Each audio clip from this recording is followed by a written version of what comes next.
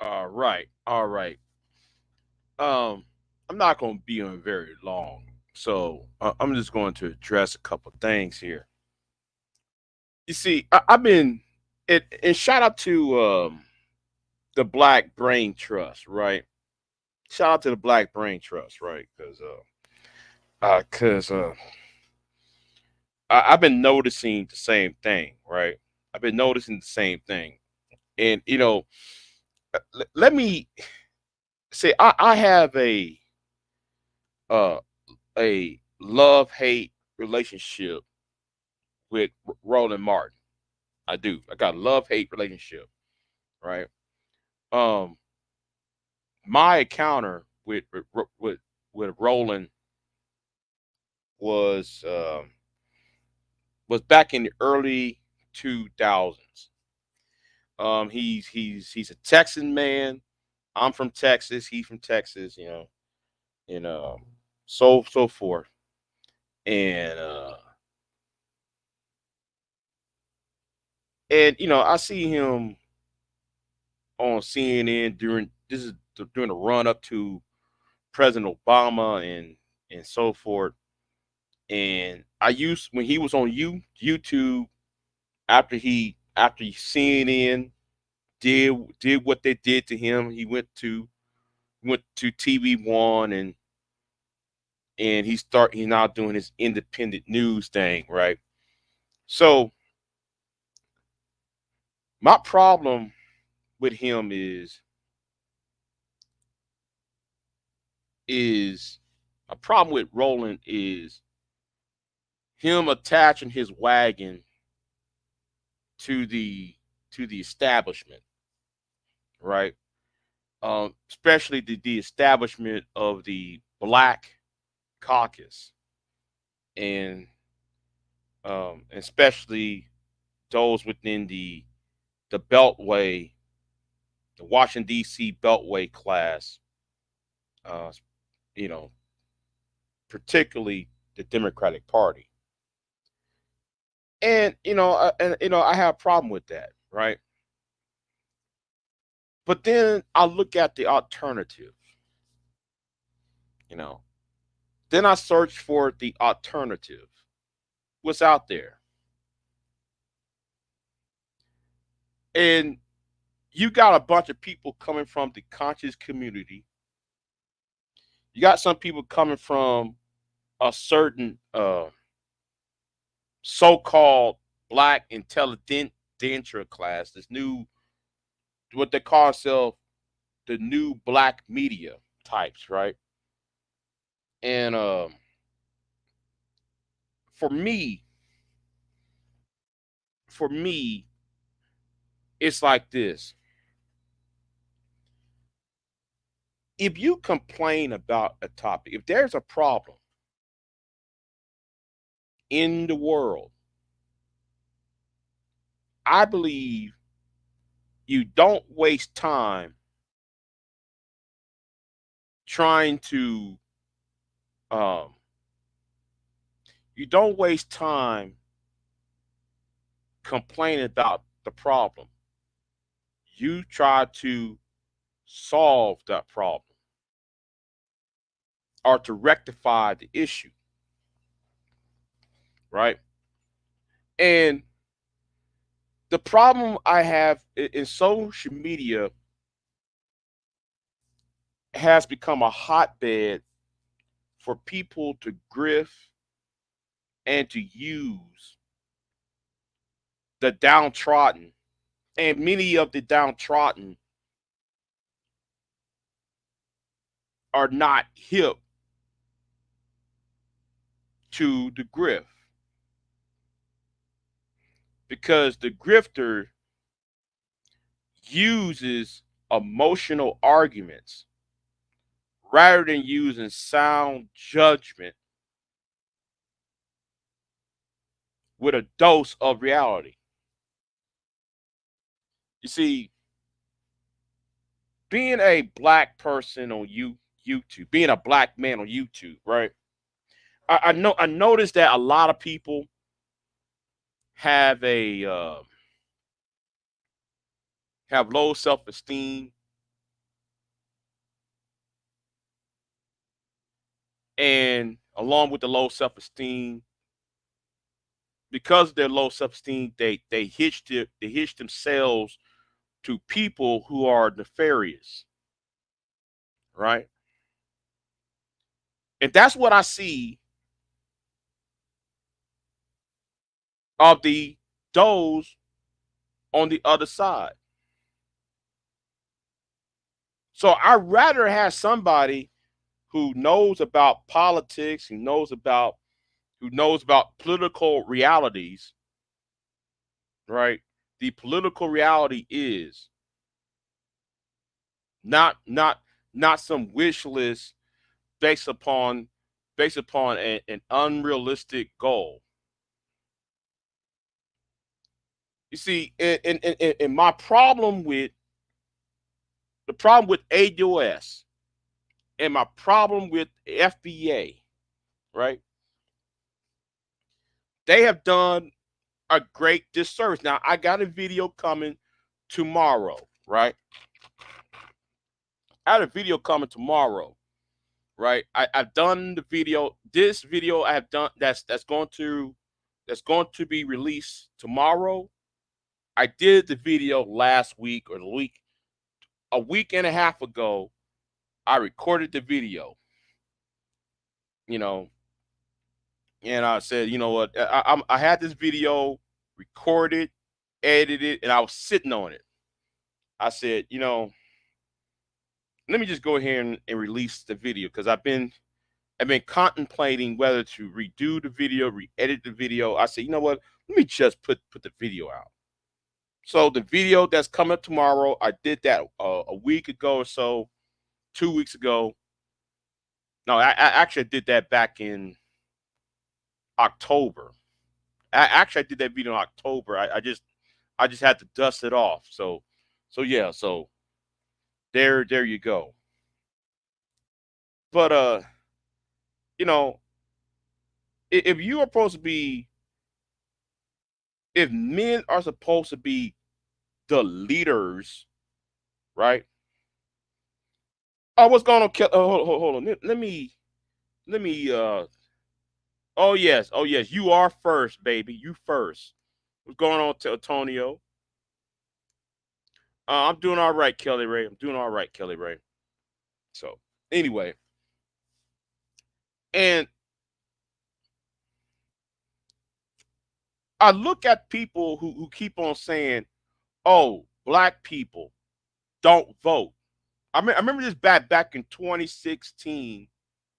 Actually, before 2016, because I remember Madhead Doctor and myself. I think it was Madhead Doctor, myself, and Haven Bullets.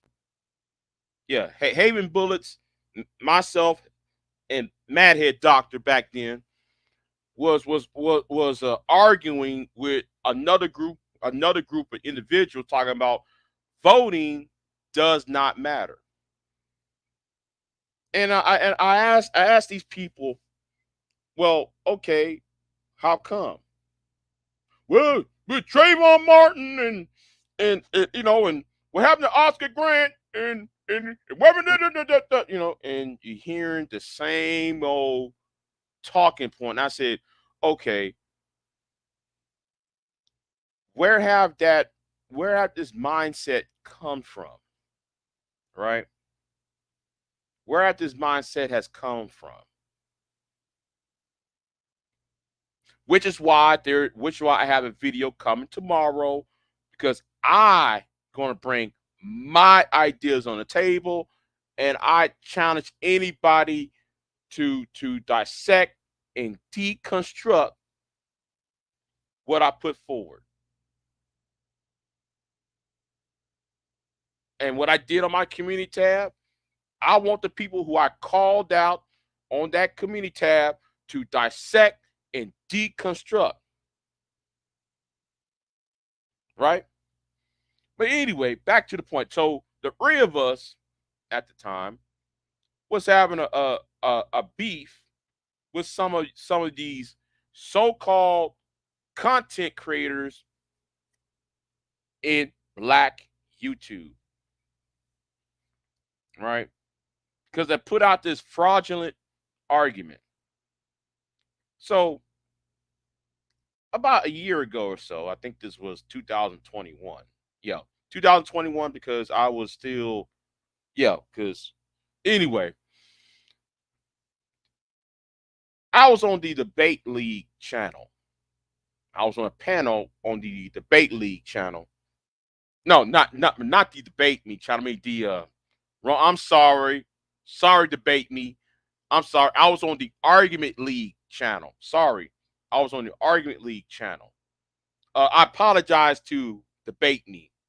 Apologize to him. Yeah, I'm talking about the Argument League, right?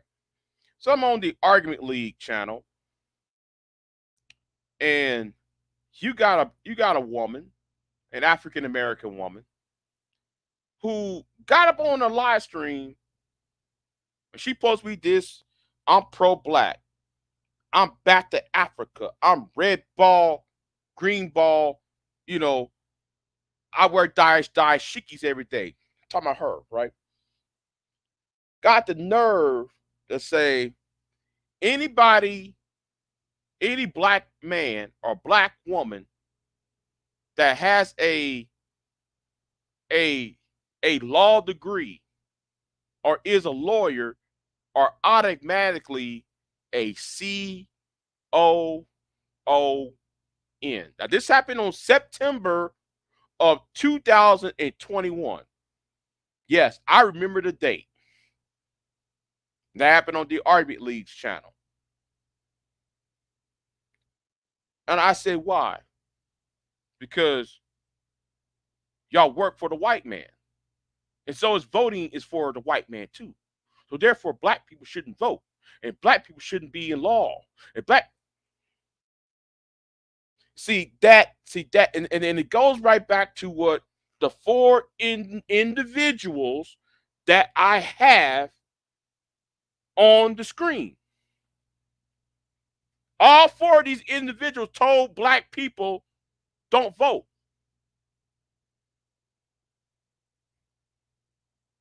And I gotta say, who did that help put in office? And shout out to Madhead Doctor, even though I got a problem with Madhead. I got a problem with Madhead Doctor. But he's right about this. Okay, if you're not voting for that, you know who's going to win the office, right? Now, back of us back then, we was anti-Trump, anti-Republican, and I'm still am Trumpism. I'm still anti-Trump, right? And I'm anti, um, So I asked. So the question is, okay, you don't want black people to vote, then how come the other side that normally would be on Trump's side, those who are on Trump's side or the same political position, are going to court or passing laws in state legislatures like in North Carolina, like in Texas, like in certain jurisdictions where they are hindering or taking away voting precincts or reducing voting precincts in black and brown areas. Make that make sense.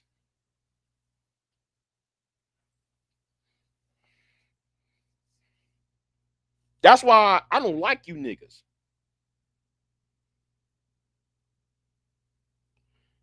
Here is this. Oh, here we go. You must be an immigrant. Here we go. We talking about, oh, you must be an immigrant.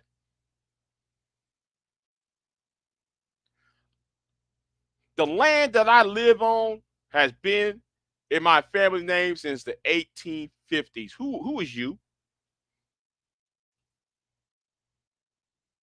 Who is you, Bad Auto? You must be an immigrant.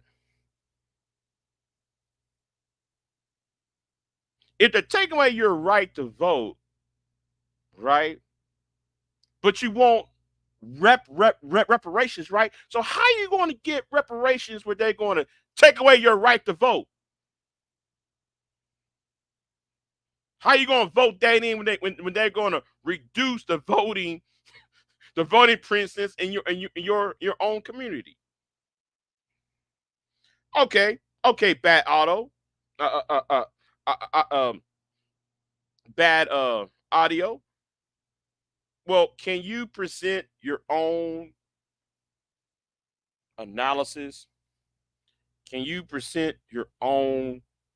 See, see, see. I want you to put out your own.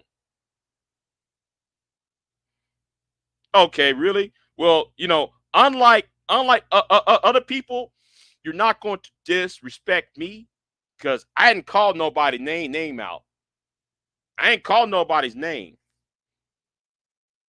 Okay, they argue in favor voting down ballot. Okay, let me say it too. Okay, who appoint Supreme Court judges? Who support judges? Bad audio. You know, let's kill this argument about we favor voting down ballot. Okay,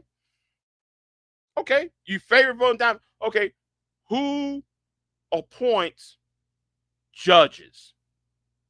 Bad audio. I'll wait.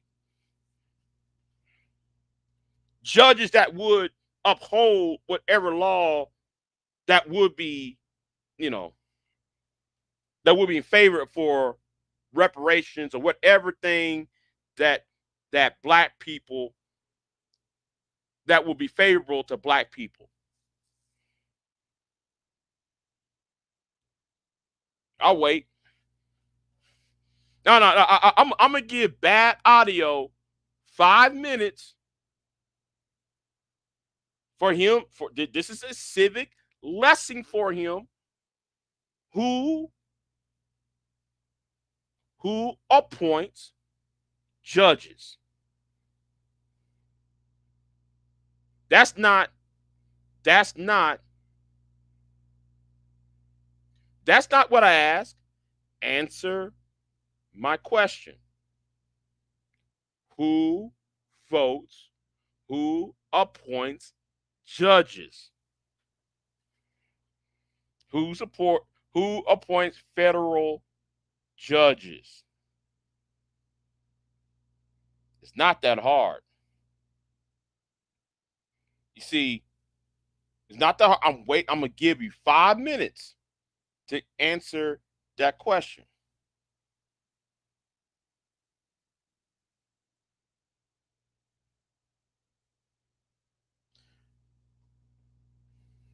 Okay, bad audio. Do you want the link? Because I give you the link. I'll sit here and just give you the link. I mean, you're gonna call somebody remedial and try to insult my intelligence. Again, you can't even answer a direct question. Who appoints judges? Because at some point, a judge is going to have to review cases because people are going to sue against reparations or uphold reparation law. So who appoints judges, bad audio?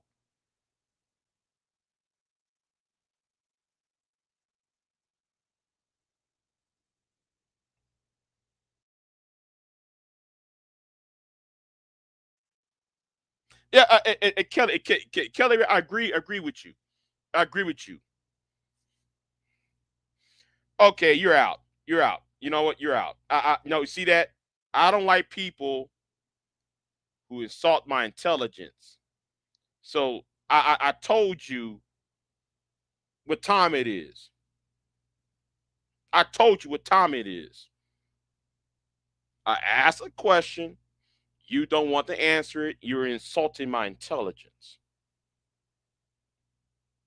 Let me get back. Let me get right up back in focus. Right. That's why I don't want to fool with Negroes like y'all, because y'all don't think at all. I asked a question. You keep talking about Democrat, Republican, Democrat, Republican. That's not even the argument. I asked a specific question. Here's you, Democrat, Republican, Democrat, Republican. That's not even the argument. The argument: who appoint judges?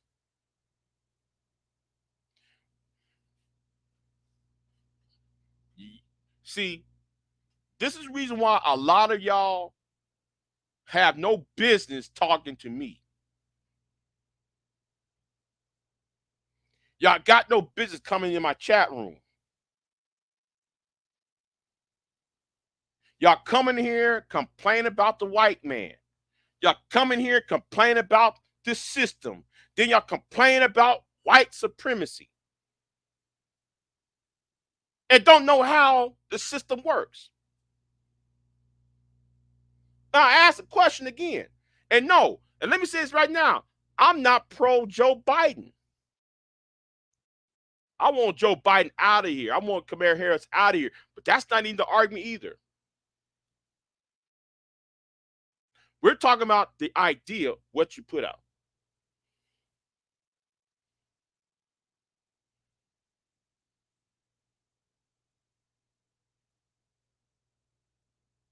So wait a minute. So here here we go again. How is that not the point? Okay, that's not all. Oh, see, you think the Supreme Court does what? Right? Supreme Court tests the constitutionality of certain laws. Right? They judge on constitution. Well, who appoints laws? The Senate and the House does not appoint a Supreme Court judge or a federal judge.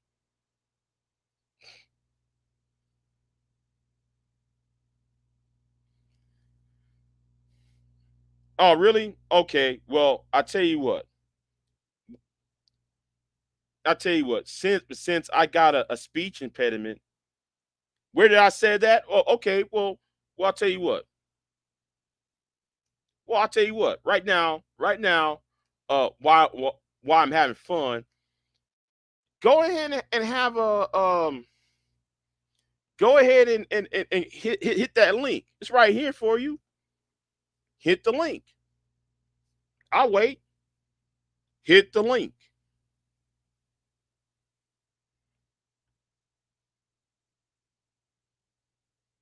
Go ahead and hit that link while I'm having fun. Better yet, better yet. No, no. You know what? Better yet, I'll back away from that. See, I'm not going to waste my time talking to the low IQ and the low IQ Negroes you just want to roast. You can't see. I want somebody to dissect and deconstruct what I just said. The things that I say. I don't want nobody to come in here with a roast or I got a roast, I got to cook. No, dissect and deconstruct.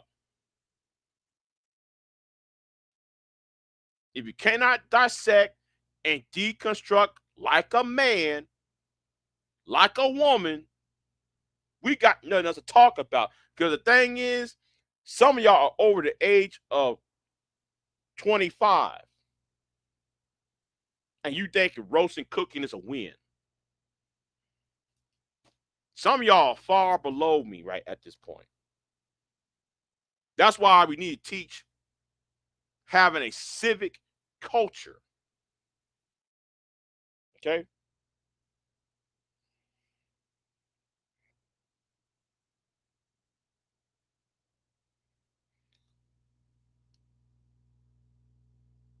Put you on timeout. Goodbye.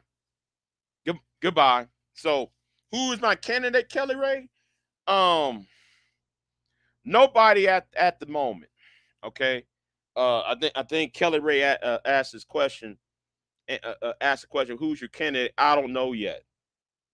I don't know yet. For me, I'm gonna say this right now, and it's gonna cost me. I'm gonna say this straight up. Somebody needs to stop being a. I want somebody. See, I want somebody to be anti Benjamin Netanyahu. Okay, that I believe Benjamin Netanyahu is a threat to world peace. I've been saying that for years, and now we see, you know, now though now America is now caught up into the Western society, I should say, has caught up into a web, into entanglement that we got ourselves into over some religion concerns rather than about, I got to talk about that later. I mean, um, you know,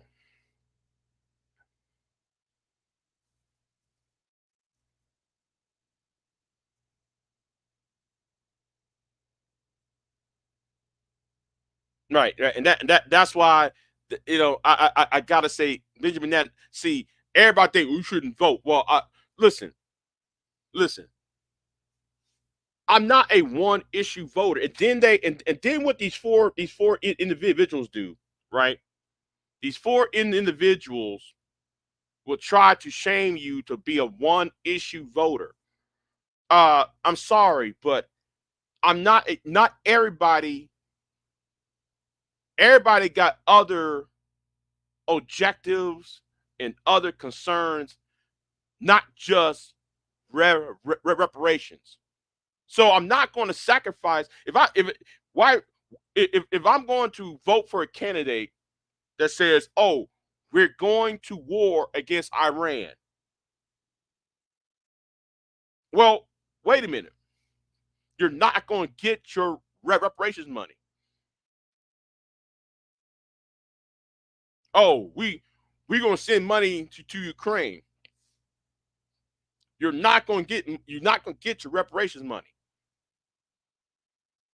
Oh, we're going to be in bed with Benjamin Netanyahu. Well, you're not going to get your reparations money. So you're not going to vote. Therefore, we're going to let people the. Therefore, the possibility on when it comes to foreign policy, we might have to be involved in these relocations around the globe. Or better yet. So you rather vote for a candidate that would that are that has fascist tendencies. People who got fascist tendencies or communistic tendencies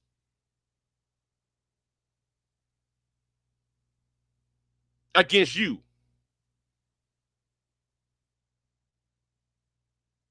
But you said let's not vote for the other candidate because in actuality y'all want the candidate who got fascist tendencies to win.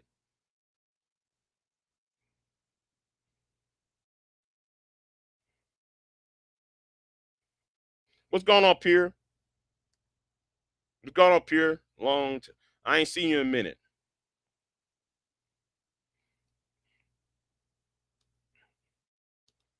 And I will not be disrespected. And since you want to disrespect me, I block you. And in fact, I might do more than just block you. Okay? Because I'm not playing. I ain't playing with y'all no more. Right? I'm not playing. I ain't playing with no more insults. You better talk to me like an adult around here. See, I'm looking at this from the reason I'm looking at this is from a intellectual level. If you can't be intellectual, we can't have a conversation.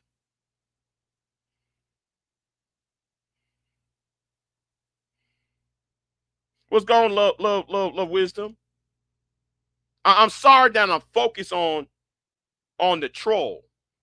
I'm sorry I'm focused on the troll, but no, because the argument that the things I just put out, he will not sit there and answer the question. So he's been blocked. Not playing. You can unsub. I really don't care. You know. All right. However, the video I'm put out tomorrow, the video that's being premiered tomorrow, I made that video back in October. Um, right, yeah, right. Back in October, I made the video. I decided to upload it because I've been asking myself, should I put it up? Should I upload it on YouTube? Because I was considering leaving YouTube. I was considering stop making videos and stop making live streams and just quit, right? And this video has been made weeks ago, and I said, I need just let me just stay on YouTube. And since the Cinti G and the other issues are dying down, the gender war stuff dying down, and I'm glad that's dying down. It's time for me to change focus again to work to address an issue.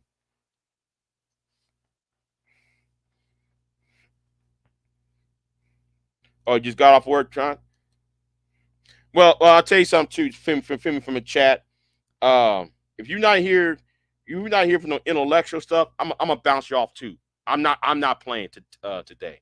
Sorry, not playing today.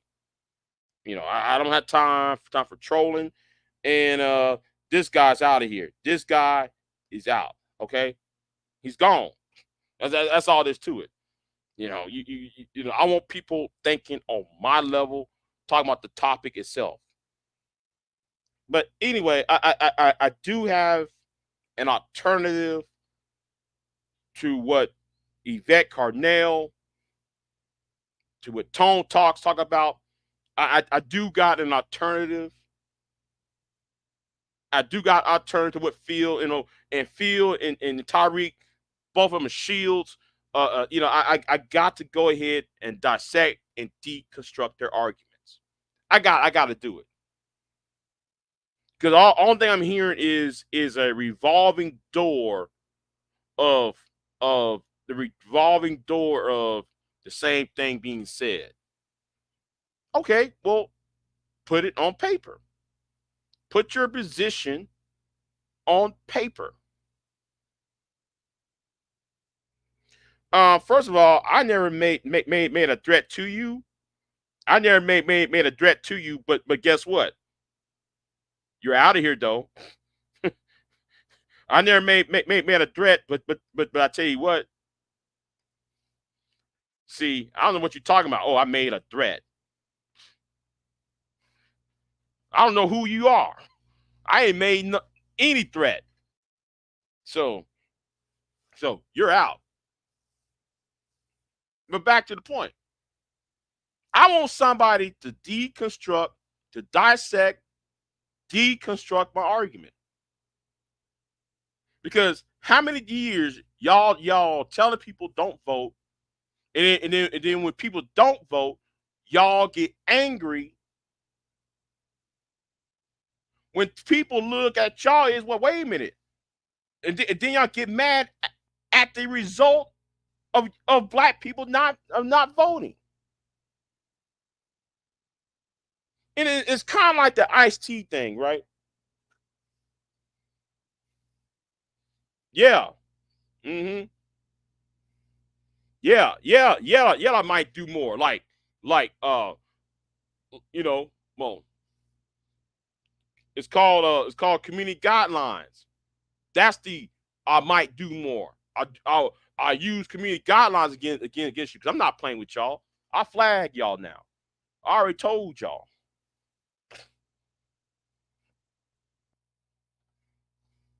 And that's my problem. That's my problem with Tyreek and Phil. That's my problem with Phil the Advice Show and Tyreek Nasheed.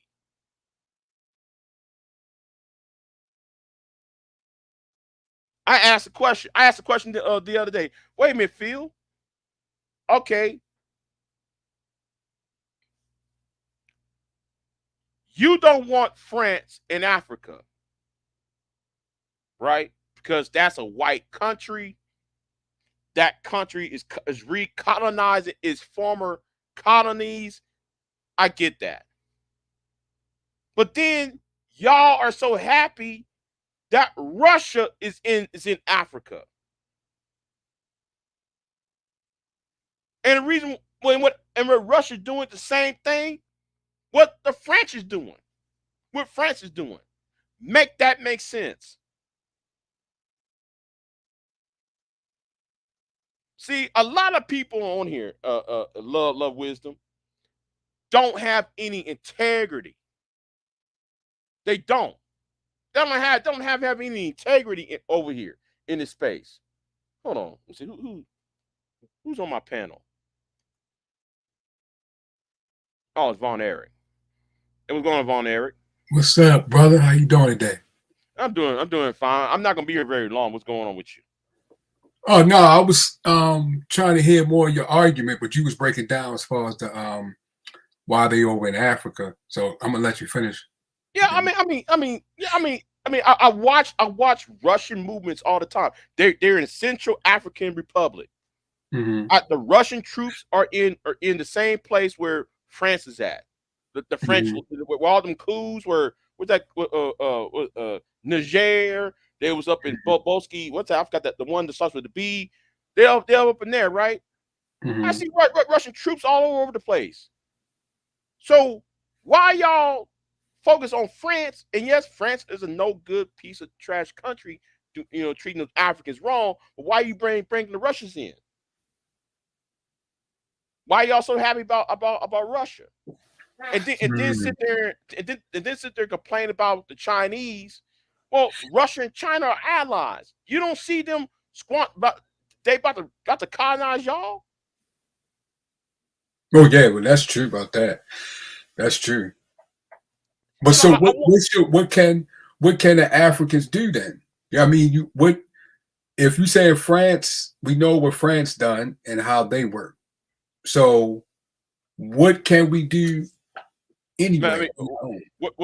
what could the Africans do is shut down trade. for 1 week. If they shut Mm-hmm. down international trade, Mm-hmm.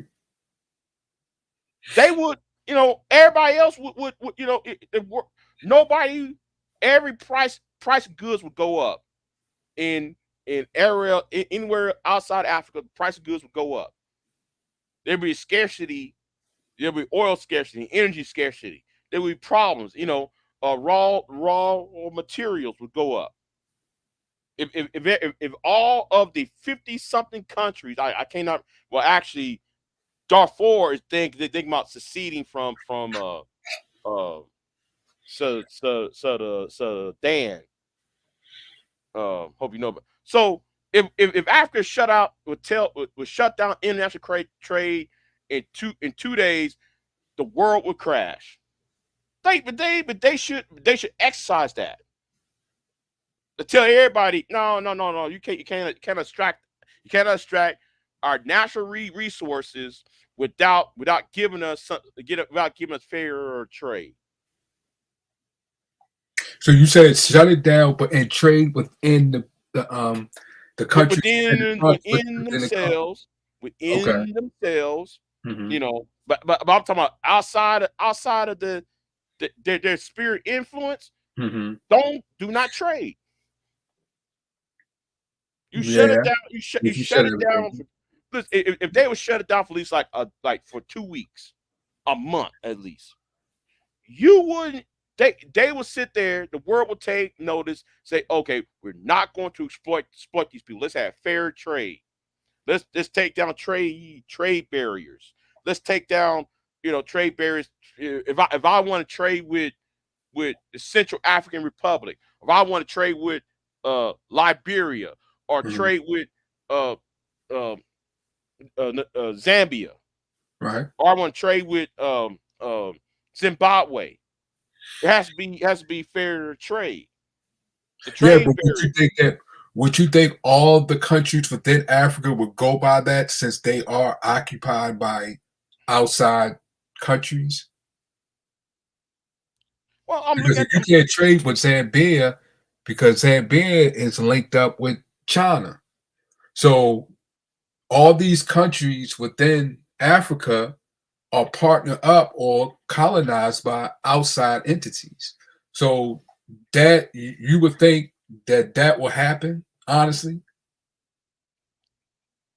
because I everything is run I by mean, money and power. by looking at the coups, right, that just recently just happened, right? Hmm.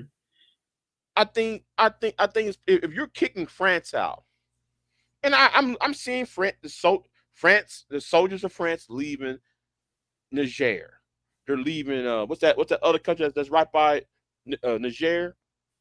Okay, Uh, hold on. I see love wisdom coming on here. See here. What's going on, love wisdom? What's going on? How you doing? No, I'm doing fine. how you doing, love wisdom? I'm doing good. How are you? That's good. I'm all right. Thank you.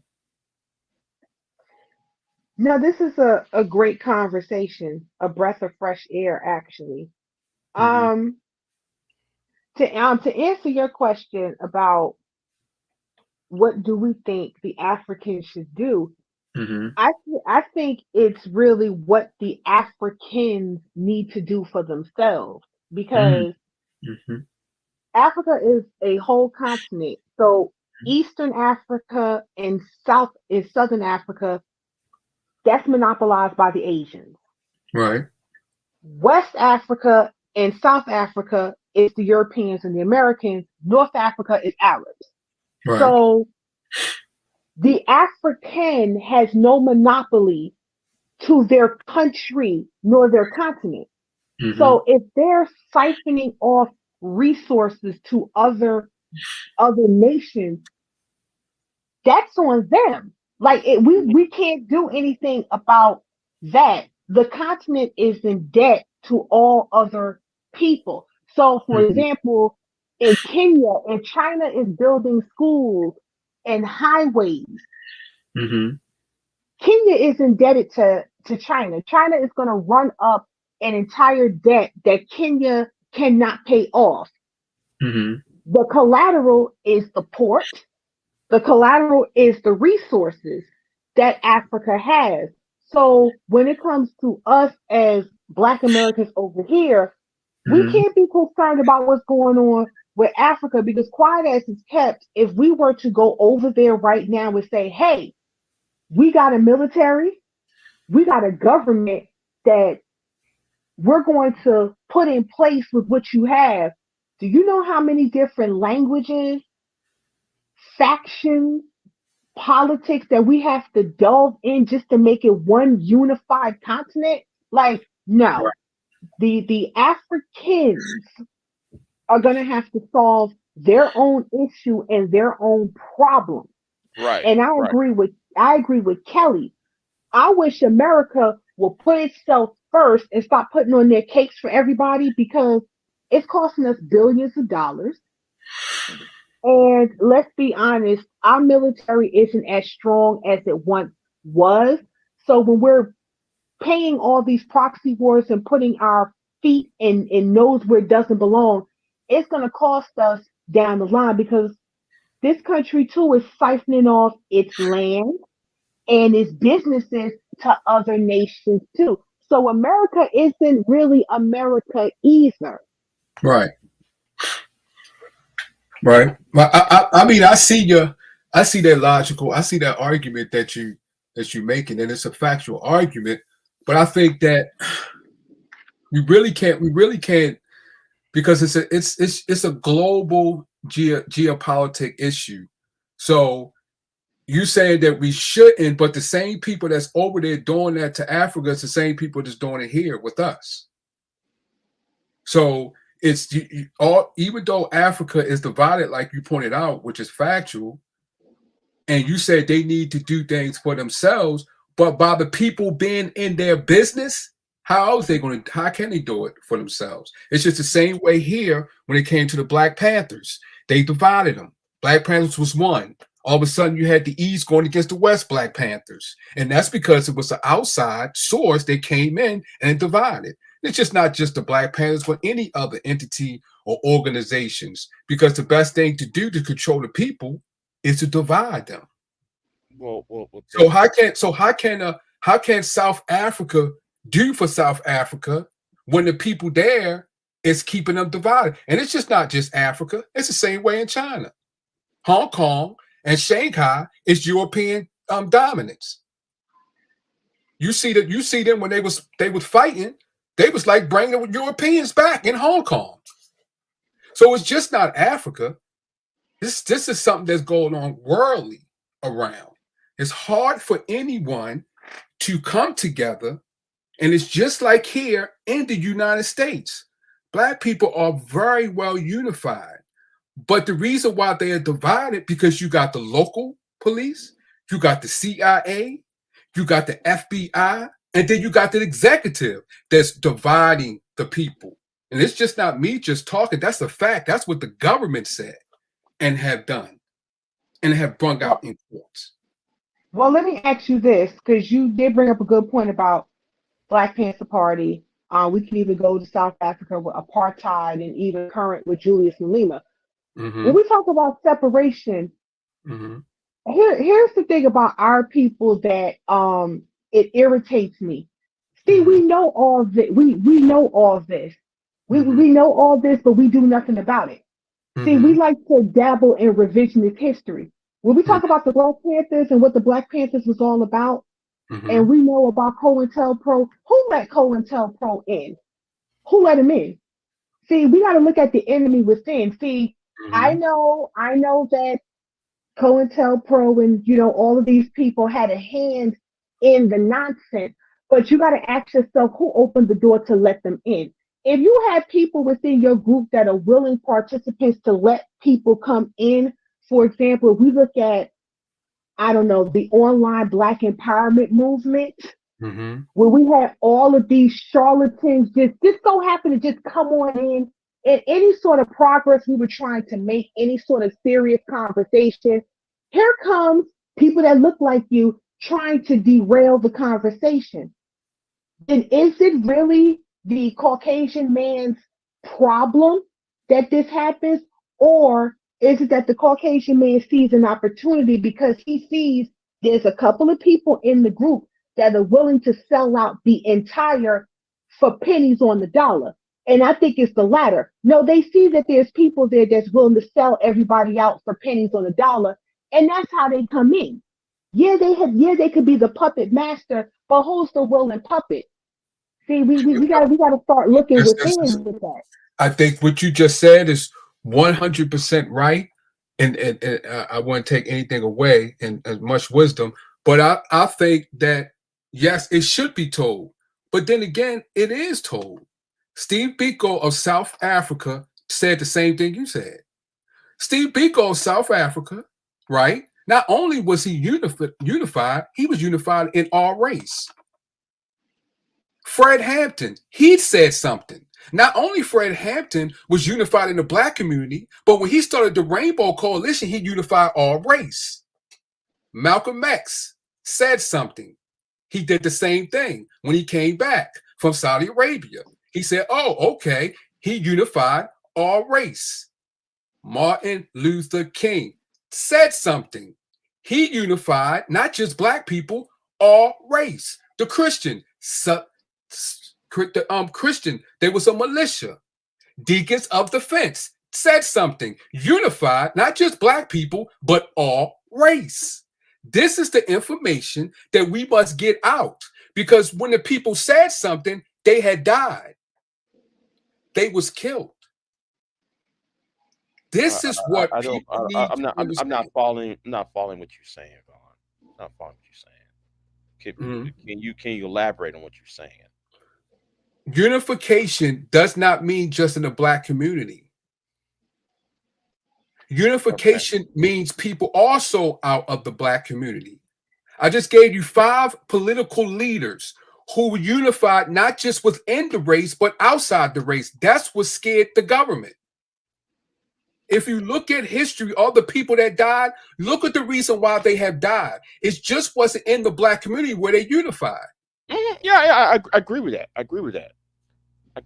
But what we're saying here that you got up on your screen, yes, Roland Martin and things like that, these leaders, they don't talk about those things like that. They talk about just race issues to get you emotional and get your emotions all into it. And when your emotions get into it, you blind. You're not seeing all the things that's happening in its totality. And that's what set us back, because we are in an emotional state. And this all of them on that, all of them does that. Now they have things that they point out. I'm not disrespecting them or putting them down, because some of the information they come out, it is needed so we know how to protect ourselves. But I think they can go further and show things outside of that to bring us all together.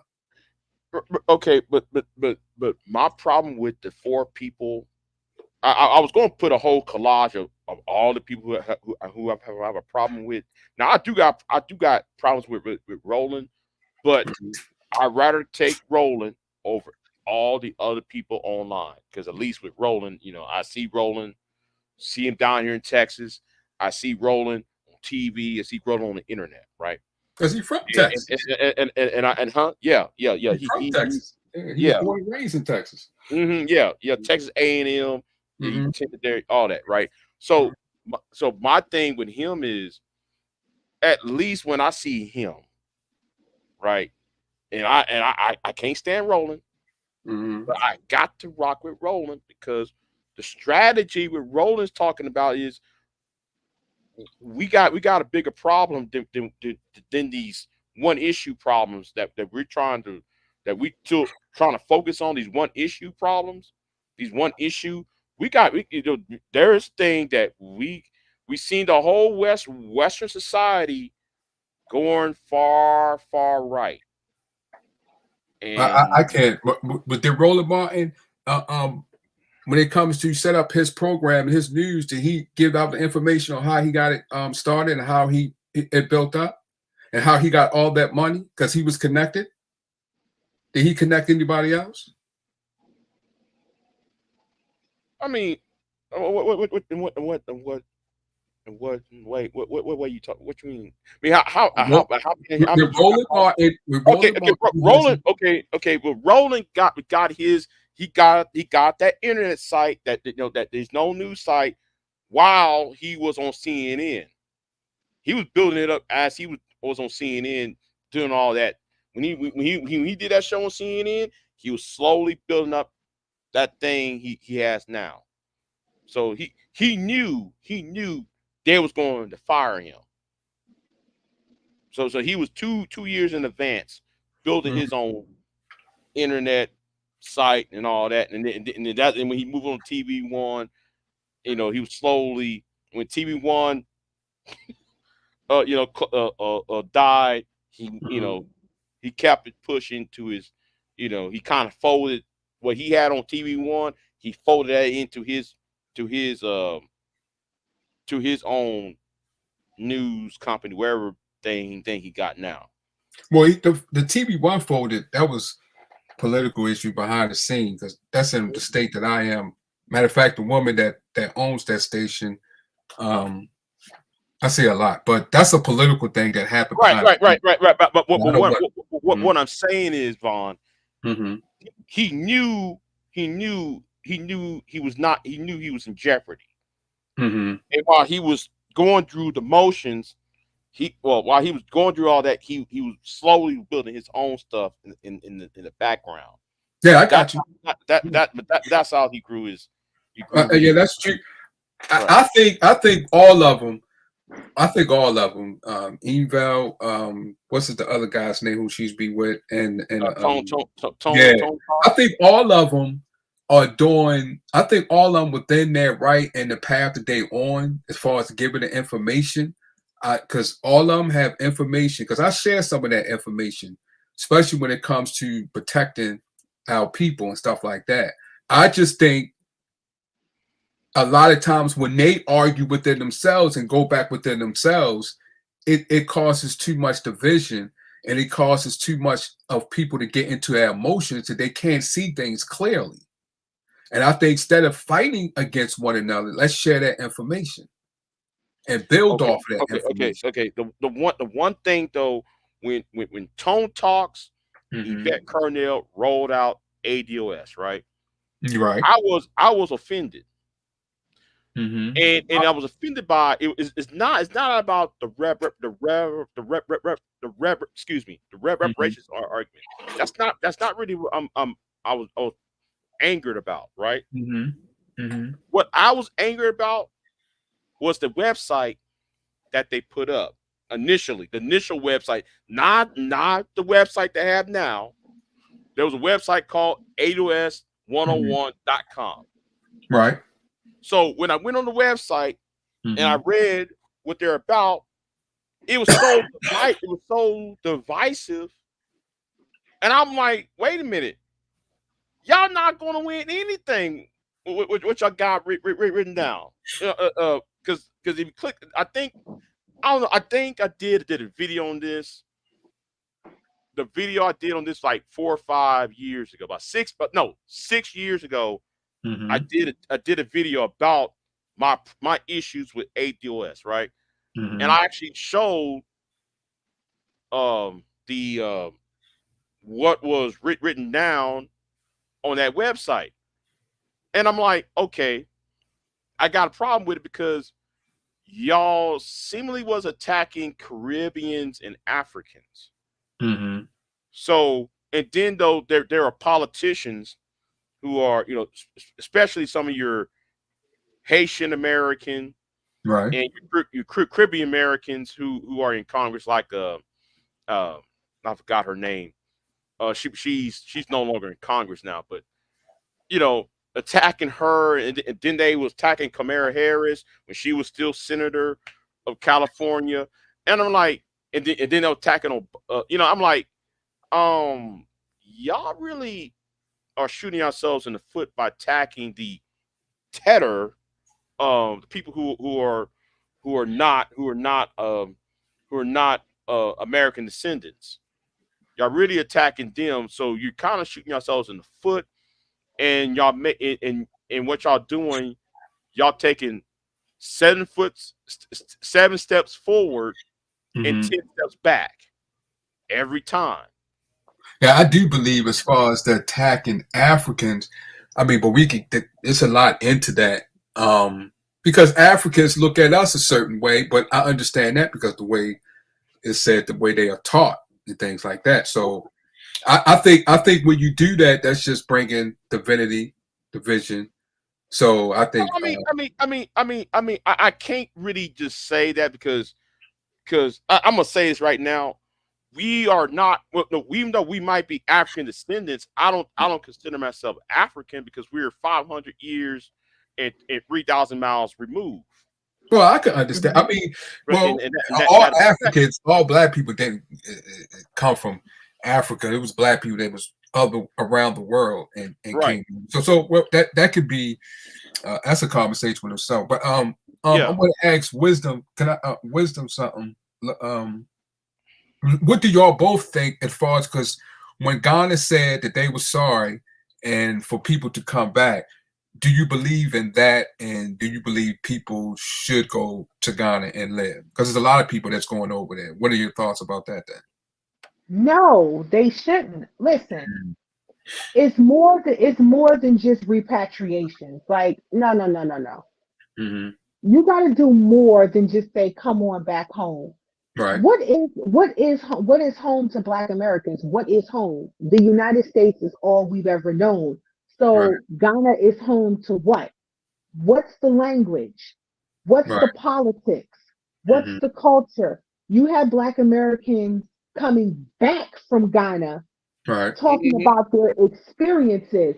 There were right. some Black Americans that have gotten killed in Mm, Ghana. So when you say repatriation, mm-hmm. what are you actually giving us to come back, Back to quote unquote, home? Now, I can forgive you for what has taken place during slavery. I can forgive you for that. But when we talk about repatriation, no, because Ghana is an unstable country. No, mm, I'm not going over there. Like, y'all don't even have like a full military. So who is going to protect not only the American blacks that are over there, but the Ghanaians that's already over there? Like the beauty that we see in Kumasi and mm-hmm. Accra, that's made for TV until you actually put foot on the ground and see what's actually going on. You're going to tell a different story. So I don't want, African countries like Ghana sort of tricking Black Americans to come back To home, so to speak. And it's like, well, what is home? And even right. when I hear some content creators saying, we all need to go back to Africa, we all need to go back to Africa. Well, Right. until I see you pack your bags and go over there for a year, Mm-hmm. I'm staying here where I am a Okay. law abiding tax Yes. paying citizen. Right. So so just on that, like what you said, should we?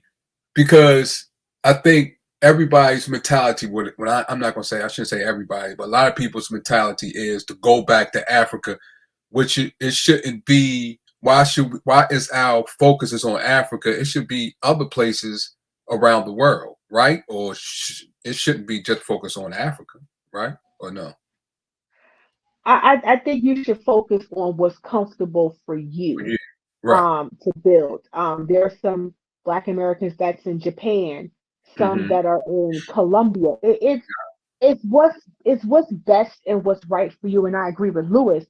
If you're going to go to Africa to live, you got to go there on business. Like, what type of businesses are you trying to create that's going to give you wealth, that's going to Mm-hmm. give you longevity? Whatever they don't have there, and you, let's just say, for example, the IT. Mm-hmm. Okay, IT, they're just developing that over there. But if you have the IT expertise to run your own software company, and you Mm-hmm. have the blueprint and you have the capital to do it, and you want to go to Africa, by all means go over there because you have something that they can use. If you're just going over there to say, I'm just getting away from the United States, you can Mm-hmm. do that anywhere. Right. You got to go into these countries with a business mindset. What what can they use that's going to bring you money? Oh yeah, That's that's going to true bring because in wealth. that's true because it's a couple that went to Japan and opened up a soul food restaurant, and I was like, oh my goodness, they had people out there lined up to get in. I was Right. like, wow, Right. So if you have something that if you have something that they can use that could bring you money and it right, can really give you a solid foundation, by right, all means. But don't just go over there to say, oh, it's so much better over here than it is in the United States because right, everybody over there looks like me. It's like, well, you right. could go to Colombia and Brazil and people look like you. What's the difference? That's true. So I That's true. think to Big J's point about us being emotional and not logical, we Mm, really got to start bringing logic into some of these things that we're going to make these types of moves. And going back to the political part of it real quick, I do mm-hmm, agree with Big J when ADOS first came out.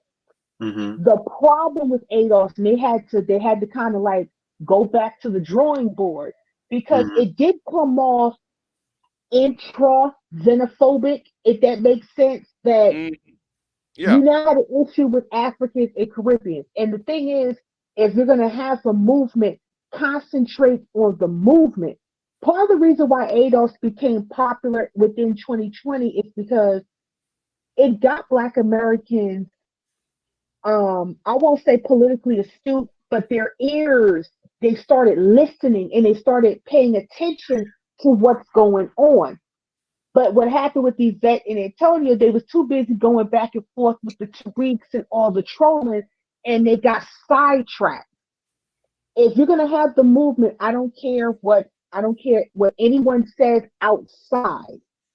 I'm gonna be respectful to you and what you do because again, this country is full of immigrants. That's what this country has been built on. We can't do anything about that. But this is our movement specific to what we're looking for. Any other group that has a comment about it, I'm just going to ignore you. Unless you're an ally to try to help us get what we need, I'm not paying any attention because you're a distraction. So they had to circle it back, they had to walk it back. And now that they're back on the scene, it's a lot cleaner. It's a lot cleaner. It's less confrontational and it's really hitting the facts about the politics. And that's where it needs to be. Politics is not it's a dog and pony show, but not in the way that we visual it. It's a dog and pony show because you got to have money. Mm, It's about who you know and what you know. And you got to have that money. That's right. Yeah, but important in politics. See, But and the the dog and first, pony show that we like to do is we like to argue back and forth with revisionist history and puppets mm, and all of that stuff. That's not how you do politics. And what happens is you're the candidates that you're looking for to endorse, they're not going to take you seriously because you don't take it seriously. right, and So I hope with go ahead. no, no, go ahead, Love Wiz. I'm sorry. Go ahead. I'll let No, you it's all finish. right. I hope with the turn that ADOS is going through now, this cleaner, more better direction, I hope they stay on that trajectory and not veer off into the trolling and into the nonsense. Because if they do, back again, like in 2020, you're going to lose out again, Hmm. big But time. in the first rule in politics is don't first do no harm, and that's what they did. They did harm to themselves by inviting when they did that video when Tone Talks put up that video out of when he rolled mm-hmm, out the video of AOS movement. mm-hmm. He immediately attacked. Because I'm looking at the video. He put the image of Obama, he put the image of Kamala Harris, and she was like a senator back then. Then though he put out the image of some of these Caribbean politicians, these Caribbean American politicians, and then I'm like, well, you kind of creating a problem. You're creating a problem right there because you're going after Caribbeans, going after Africans, and you're going after the biracials. You But really are messing. I think but what they what did they say? We got to go into and break it down. What did they say? I think as far as I think really got them was when they was fighting going against other people that was trying to go against them. I thought that they should have just ignored them.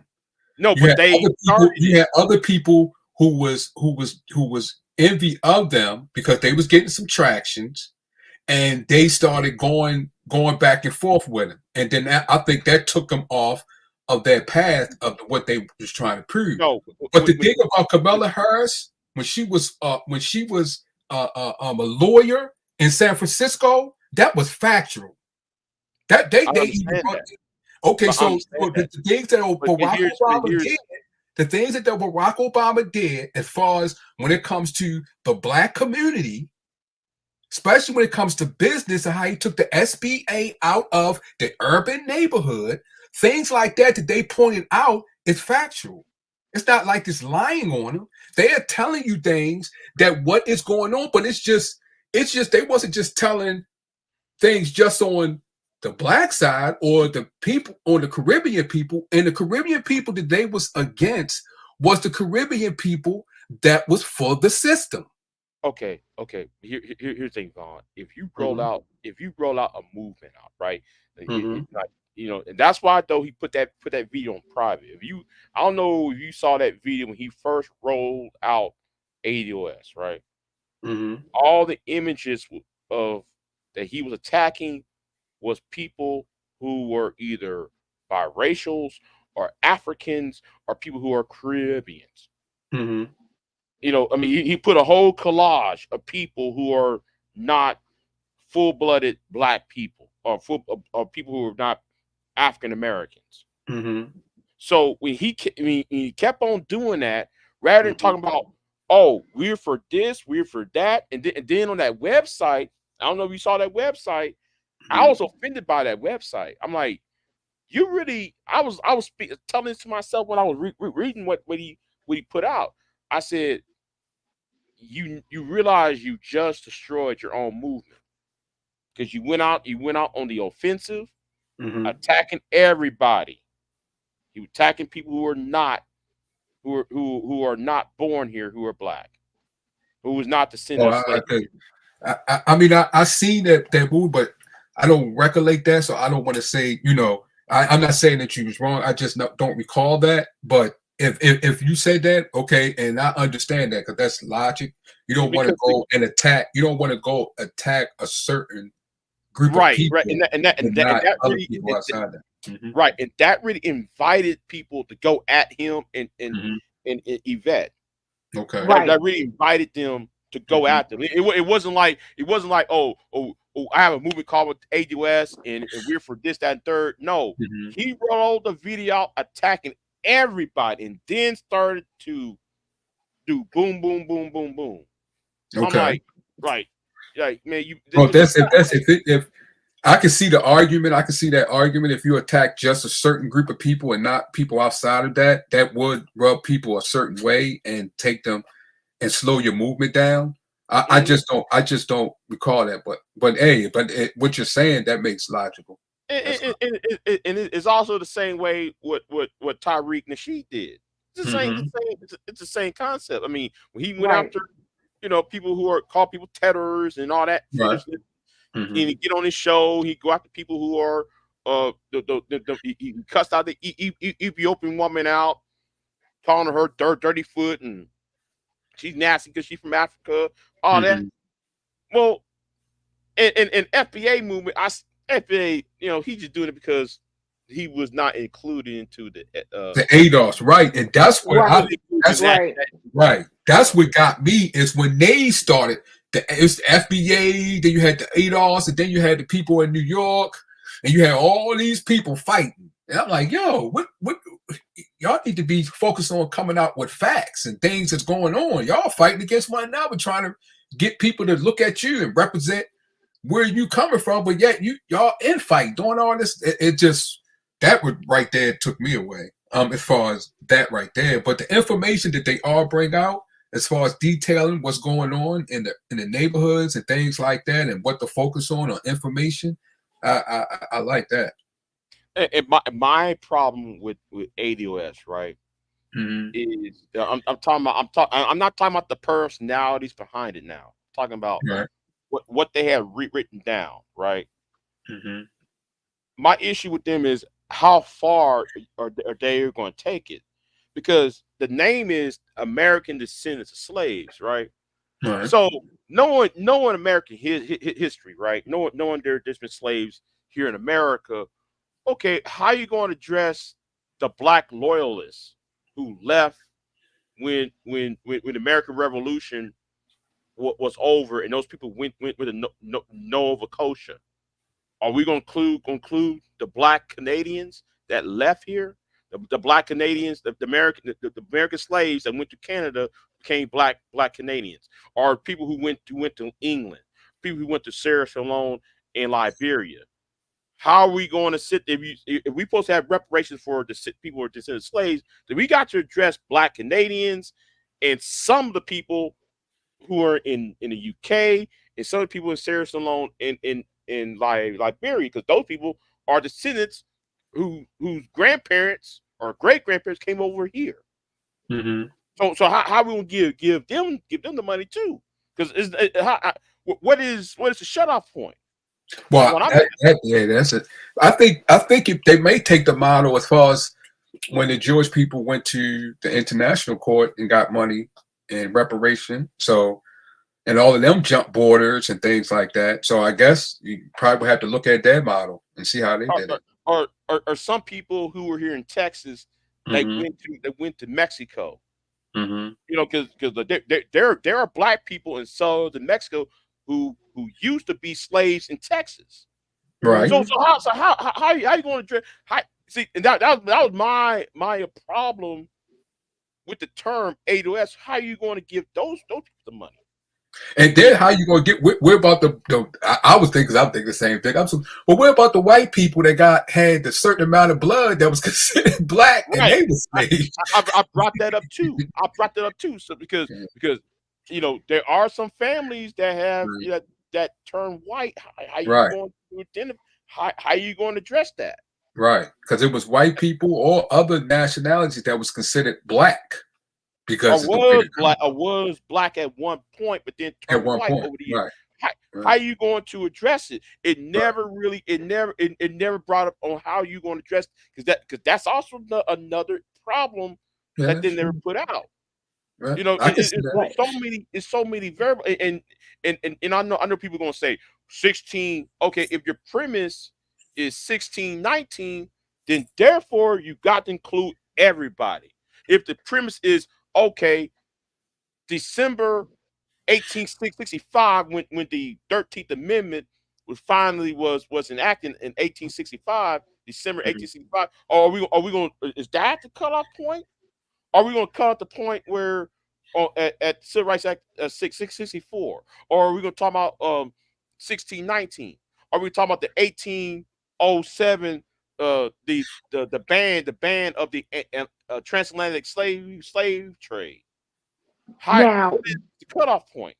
Mhm. now, in me listening to them, I'm going to assume for them it was um after the Immigration Act, I believe 1964, 1965.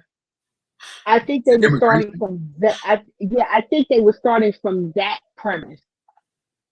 Oh, I oh, think okay. Oh, I see. I think they were starting from that premise because to Big J's point, if you're going back to 1619, 1865, see that's going to be everybody now.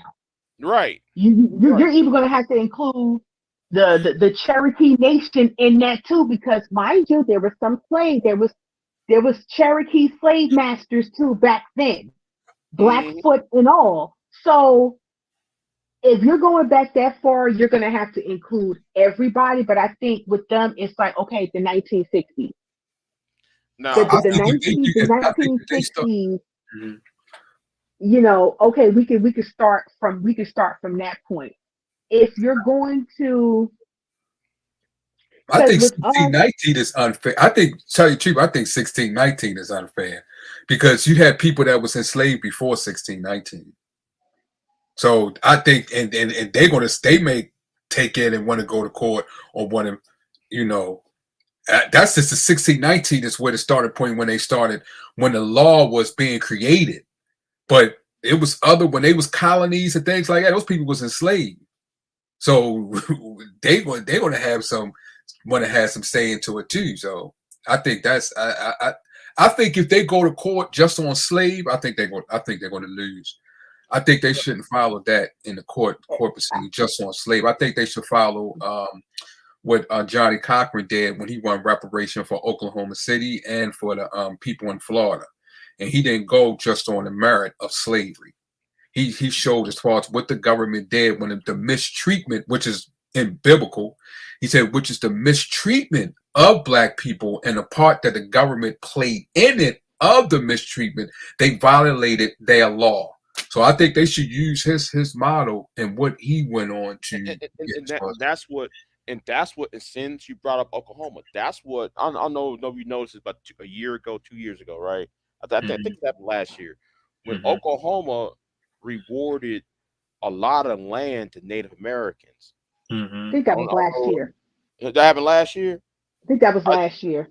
Okay, I think that should be the model. If to go that route, I think that should be the model. To give land. Give out land. It's either give out the land or the value of the land. But if they give out the value, do you believe they could give out the value? Should they? Because let's be clear, the Rockefellers and made those oil people made money and continue to make money off of that oil when they did what they did as far as the Oklahoma burning. So if the land is being sold, shouldn't you get the percentage of it also, or just the valuation of the land? I don't know. I'm not taking that far. I should be on that, but I think for right now, I think the value of the land for right now. I mean, okay, you appraise it by the acre, and how much acres of land it is, and then try to tidy up, and then break it down, to the individual. I got you.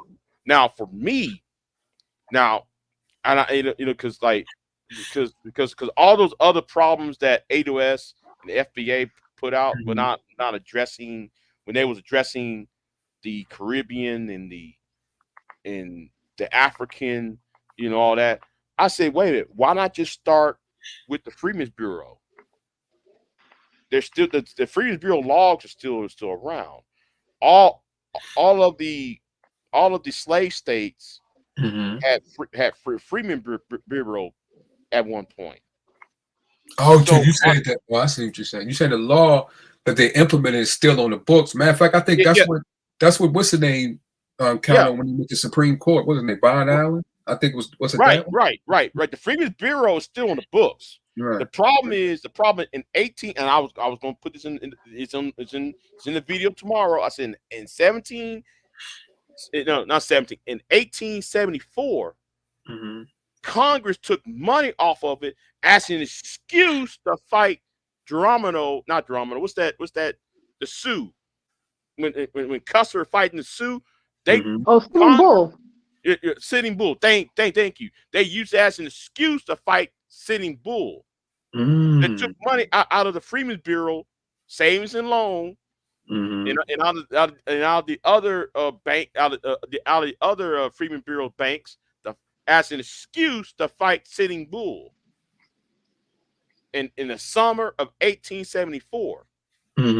So and you can see there they had logs of every slave from 1865, every black soldier that fought in the Union Army that was still had their money deposited.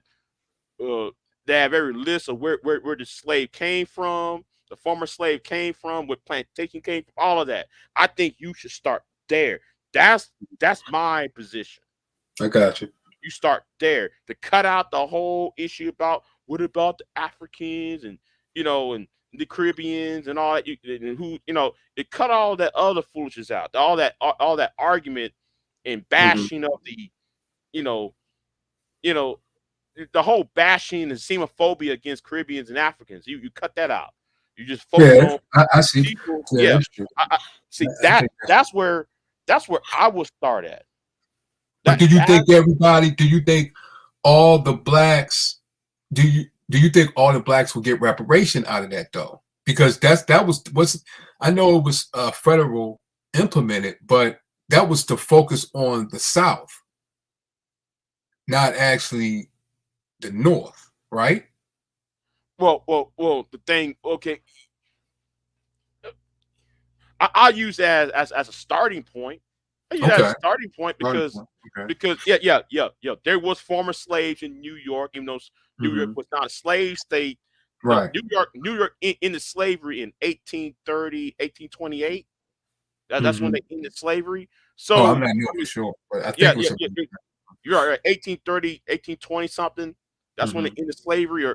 Well, Pennsylvania has always been an abolitionist state, so they never really had slavery. Well, they did have slavery, but it was Yeah, not I think and that's what in the 1700s because it was it, England control. It was like England control. before uh, Pennsylvania into slavery before the Revolution. Yeah, I know they yeah, I know So that. Yeah. so you really have to see, and that's why that's why I had a problem with, okay, where you going to start at? Are Yeah, we going that's to start here? We start there. So for me, I will start with the Freedmen's Bureau, the list of slave plantations that every slave state has in the Freedmen's Bureau, um what's it called, list, I got the whole big list they have in the I got Freedmen's Bureau. Then what I would do is hmm go by the slave plantations of the other states before the Civil War, using the census reports. oh, but do you well, okay. I can I see mean, I that. mean, I mean, Because do you yeah. trust this? Do you trust would you trust the census report or how would well I don't I know mean, how to have it set up. So I don't know. It's probably the best thing available right. to even out, to give out, make sure some of us at least get, at least most of Yeah, us sit that's there and true. get it. Yeah, that's I know somebody's gonna get. I know it's not gonna be perfect right. because That's true. somebody's gonna get left out. That's true. Right. That's true. That's true. Right. That's true. So I see your argument, which is which is a right. standable argument. Right. I definitely see that. What you think? Right. Love, wisdom. You think that? What you think? Your thoughts on that? I just think it's a process. It's going to be a long process, and I Mm-hmm. think our situation is different because I know sometimes people will compare it to the Japanese who got their reparations from the internment camps. Right. And it took them 10 years to get their reparations. But I tell people our situation is different. We're Okay. talking about enslavement. Right. We're Mhm. talking about enslavement compared to you being taken away from your neighborhood and put in a camp because of, war. Right. We're Right. talking about enslavement and we're talking about generations. So that's hundreds of years. And the If we're brutality. going to go, right, and if we're going to go far back, now we're going to just start in the 1960s, which is like 50, even now 60 years. Mm-hmm. Again, we're still talking about a lot of money, Right. distribution, who's going to get the distribution, Right. how is this going to be distributed? Is it going to be just cash only, or is it going to be a combination of cash and land? Is it going to be some laws put in place? So it's a long process, and something like this, you need your best and your Mm-hmm. brightest, not your dents and your class clowns for something like this. Like Okay. you're gonna need an economist, Right. you're gonna need a lawyer. Mm-hmm. Hell, you might need a genealogist Right. That's true. because we're talking about going back. So you need those people to be able to come up with Mm-hmm. not the argument, but come up with the plan. This is how much money, this is what we want to do, this is how it should be distributed. And my thing, Do you believe this fight should be a federal fight or an international court argument? hmm, that's a good question. it could be international because, according to the UN, what has happened to Black people over the years is a crime against humanity. Right. It's an atrocity. Mm-hmm. But can we really rely on the international court? Because the international court can agree Mm-hmm. and see and know that it's an atrocity, but to actually put in the work to see it through for a result, they kind of been like, we know that it's going on, but our hands are tied right now. Right. Um, Mm-hmm. federal, federal would make sense, but again, here's the thing, with federal, well, look who's running it. You know what Right. I mean? And that goes to what I was saying before about you got to look at the enemy within, because here's the thing. What I've noticed about us, we want to be everything but Black. Well, see, I'm Aboriginal, and slavery was done in reverse. Right. I'm a Moor. Okay. I'm a Fez. I'm all this. I'm all that. You can't make a case for reparations if people are not on the same page. Right? When the Japanese was getting reparations, they were all Japanese. I don't care if they was from the Ainu. I don't care if they was I think it's called Zenichi, meaning like you have Korean descent. They didn't care about all that. You're Japanese. We, Mm-hmm. on the other hand, it's like we're everything but Black. Well, Black is a social construct. We're not Black. We're copper. We're Indian. And Mm-hmm. people who may be an ally to us, it's like, man, we're not finna cast our lot with this because they don't even know what they want to be. Right. So if y'all don't know who y'all want to be, why would we even support y'all with the case? Because quiet as it's kept, there are people who do believe that Black Americans deserve reparations. There are people, the government even knows that. But Mm-hmm. it's like, what was it 2 years ago, Big J, about what, 2020? It was in 2020 because it was kind of like right after the January 6th, as I call it, Custer's last stand. Remember when they had like the reparations? They had Danny Glover up there, and I forgot the other dude. He Oh was yeah, they also was in a. I Latino. think, yeah, I remember that was they had a forum. That was in a forum They had a somewhere. forum. They, Yeah, Mm-hmm. yeah. but I it, remember, I remember the form, but I was in the hospital at the time, so I Yeah, don't. okay. yeah, I remember that. It was. They Yeah. right. So it was a reparations forum. Hmm. Mm-hmm. They were at they were in DC. Yep. Mm-hmm. And I'm listening to these people and I'm just like, this is why we're not gonna get it. First of all, I don't need a celebrity up here. That's another problem we have. I don't need Right. a celebrity up here speaking out on behalf of us. You need people who are experts on the subject. We Mm-hmm. had all these people coming in here, and it was just like everybody else was just sitting there. We're not going to give it to you because you're not serious, and you're making all of these cases going around the mulberry bush, and it's like, well, they're not taking this seriously. So if they're not taking this seriously about reparations, why should we even give them anything? And which is correct. If you're serious about something, it doesn't matter what people say, you're going to do it because this is something that needs to be done. But if Mm-hmm. you're going to have all these spokespeople who are not experts in the subject, Mm-hmm. then what are we giving it to you for? So I think we dropped the ball so many times on trying to get things done because we want to be the class clowns in serious conversations. And I agree, we need to bring civics back. No, but do you said you're a Moor, right? You're a Moor. No, No. no. Oh, I'm giving an example. No, I oh, don't. I don't okay. play. I don't play those type of semantics. I'm a Black American. Oh, okay. Um, Because I I'm was a getting black. ready to say, I was like, I'm a Black American. Like yeah. my mom. My mom is a Gullah Geechee, Low Oh Country, yeah. South Okay. Carolina. What My part? late What part? What Edisto part? Island. She's from Oh, for Edisto real? Island. Oh, Yeah, oh, about 40 oh, minutes yeah, from Charleston.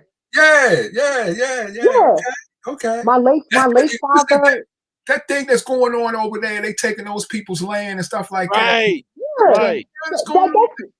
that's going on down there too. And the Gullah Geechees have been holding on to that land for generations. For And generations. they're trying to come down there to build all of these, new properties and things like that, Yeah. pricing them out. Mm. So, you know, I'm a Black American. Like my Mm-hmm. late father, his descendants is from Henderson, North Carolina. Like I don't play that whole I am a Moor. I don't play that nonsense because at the end of the day, Mm-hmm. let's say they give us all reparations tomorrow. How many Right. Moors you think gonna say they Moors? Right. Or no, Exactly. everybody I was Black going to say. Americans now. You know what I mean? Like everybody Black American now when the check get cut. But all this time, we're holding up progress. And that's why I always say you gotta look at the enemy within, not Right. much less outside, because it's too many of us doing past interference. And I'm just sitting here like this this could benefit not only you, but your children and your children's Exactly. children. And you're really sitting up here throwing past interference, and you really are being a class clown in Mm, serious situations. Right, exactly. right. So It's kind of like that one time I had this argument, right? Or somebody come on a panel talking about, well, well, we're Aboriginal. We taught the white man English. I'm just like, are you for real? We taught the white man English, you say, right? Mm-hmm. they be serious. Yeah, and every serious talking to see, I don't want those people in those conversations. They're in the Mm-hmm. way. They get up in the way in those conversations. Mm-hmm. You know, we can't afford to have these type of people in these conversations because they keep because like whoever might be sympathetic to us, they're gonna Mm-hmm. look at that as come on, we're not gonna give you money. You're a clown. Yeah, if you Right. say if that's your if you making that your argument because you learned as far as the yeah You're like Alpo. that would be looked at as like come on I think your premise to your logical argument is not adding up. So yeah, I can see that. But Right. that's a person that's guided by emotions instead of making a logic a Right, political logical argument. So right. But I think Go that's our biggest problem, to Big J's point, is the emotion. mhm, That's the problem. Like in a situation like this, logic is going to win the game. Like we have to be logical and we have to be serious about this. All this emotional and theatrics for mhm. views is not going to solve the problem, because now you're going to look like you're a grifter. And that's the worst position you could be in if you're trying to make a reparations point, is if you're a grifter. Because Or just now, okay, what are your intentions? Are you really for reparations, or is this your next come up for the time being? right. So that's why I brought up those people in the past, those leaders. Steve Biko was like that. Fred Hampton was like that. They was like that. Malcolm was like that. So a lot of people that was like that. What's the guy? Guzman that came out of Fred Hampton. I know his last name was Guzman, a Latino, black Latino, was Oh like yeah, that. he was part of what's it called the Catano movement. Right. Catano So movement. all these people that was, if you listen to them and their arguments, because they wasn't Hmm. back about theatric and all of that, they was about serious business, getting it done and moving, and they're scared the establishment. Yeah, See, but yeah, that's how far we had to go. Now the other things that they was doing, like Malcolm would have been all right if he'd have kept doing what he used to. He'd have been all right with the establishment. That's where they liked him. Same as the King. mm, King mm, would have been all right if he still Mm, would have doing the things he did before they took him out. But it's when he changed. no. mm, mm, See with Malcolm, the thing with Malcolm is that was more internal. See, the thing is, Malcolm never changed. He was, in my opinion, Malcolm was a straight man in a crooked game. Like he was dead serious and what he wanted. But when he realized, and I'm not trying to be controversial, but when Mm, he realized the group that he was with kind of didn't want to ruffle the feathers. It was all much less a feel good sermon, do for self. But when it was time to actually put foot in the behinds, quote unquote, of other people, no. So when he realized that and realized that this is really a game that I can't win, then he stretched out to the let me pivot this a little bit and take this case internationally. He didn't change. He remained the same. He was just a straight man in a crooked game. Now, as far as Dr. King is concerned, wait a minute. you're You said Doctor, you said who was the other one? Both. You said Malcolm. Malcolm. Malcolm was a straight man in a crooked game. Like Malcolm never changed or wavered his stance. What happened was the organization that he was in, you know, they was Well, getting Malcolm their. did change his. Malcolm did change. Read his letters that he wrote to not Coretta Shabazz. He said, I felt. He said the Bet. things that I used to do. I felt that no, that was I see the right path. He seen no. He's what I mean by he didn't change. You mean he Okay, didn't change his? He didn't change his a few of his principles. Yes, but the things as far as like what you saying, as far as what you just said, as far as the people that was around him, he the things that he was doing because what he has taught from them, he seen that his path was off. And that's what he changed. He may not have changed a few of his principles. Yes, that's true. That's true. That's factual.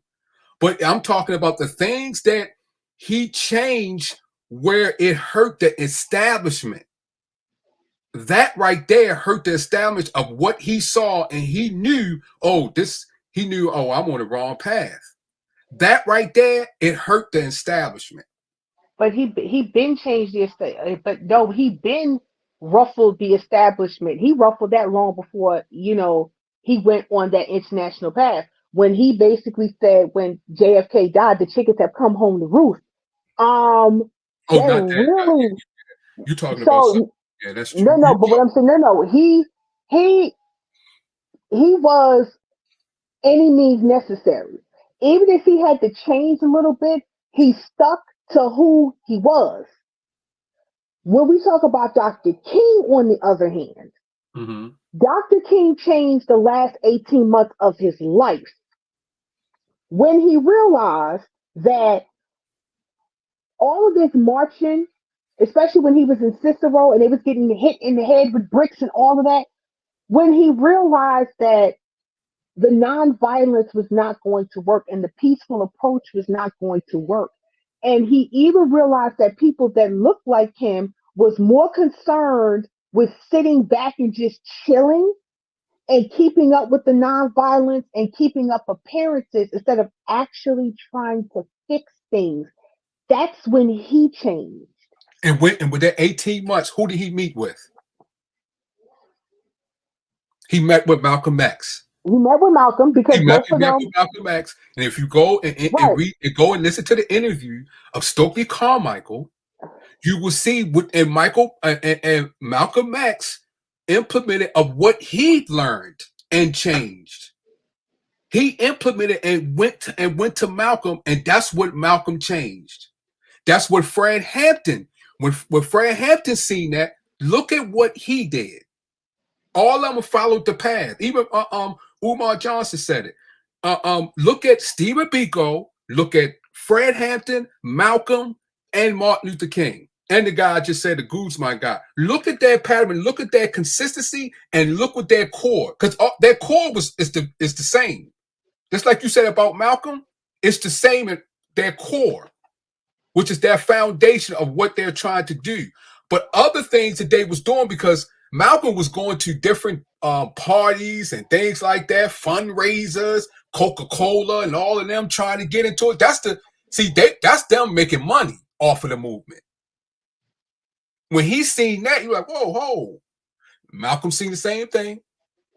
Wait a minute. But Hold up now. If you listen to the interview with Stokely Carmichael.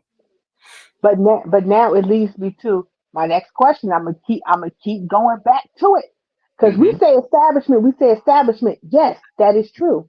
Mm-hmm. I'm always tell y'all look at the enemy within. I'm always tell y'all that because when there was progress, who killed Malcolm?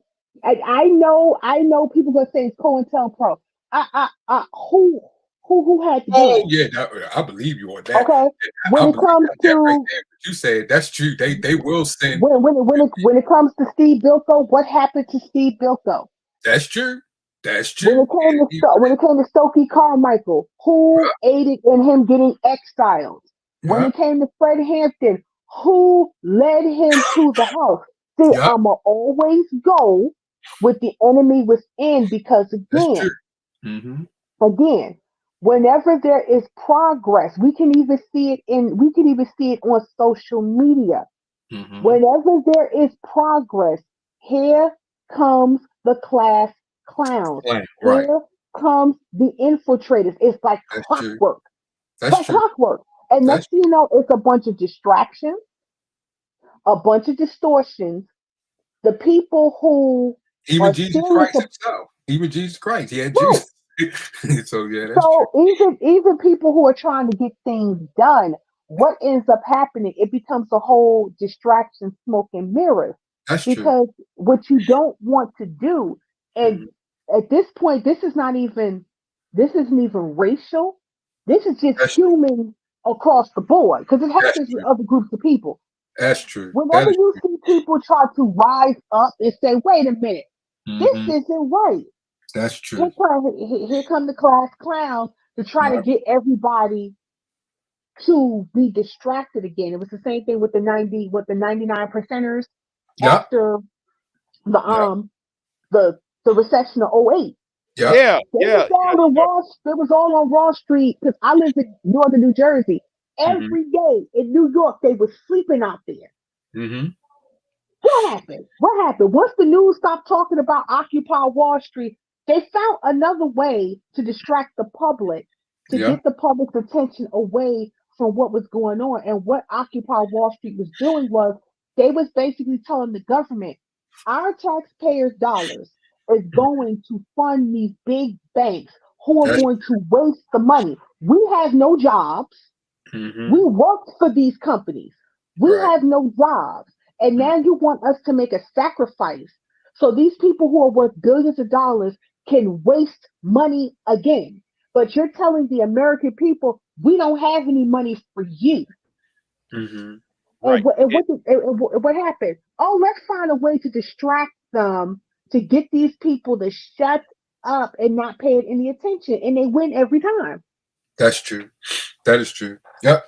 That's In love wisdom. I'm glad though you brought the whole Occupy Wall Street thing up because because because I think if people can think back, right, certain cities was be right supposed to back. okay, certain cities was supposed to get the funds, right? Mm-hmm.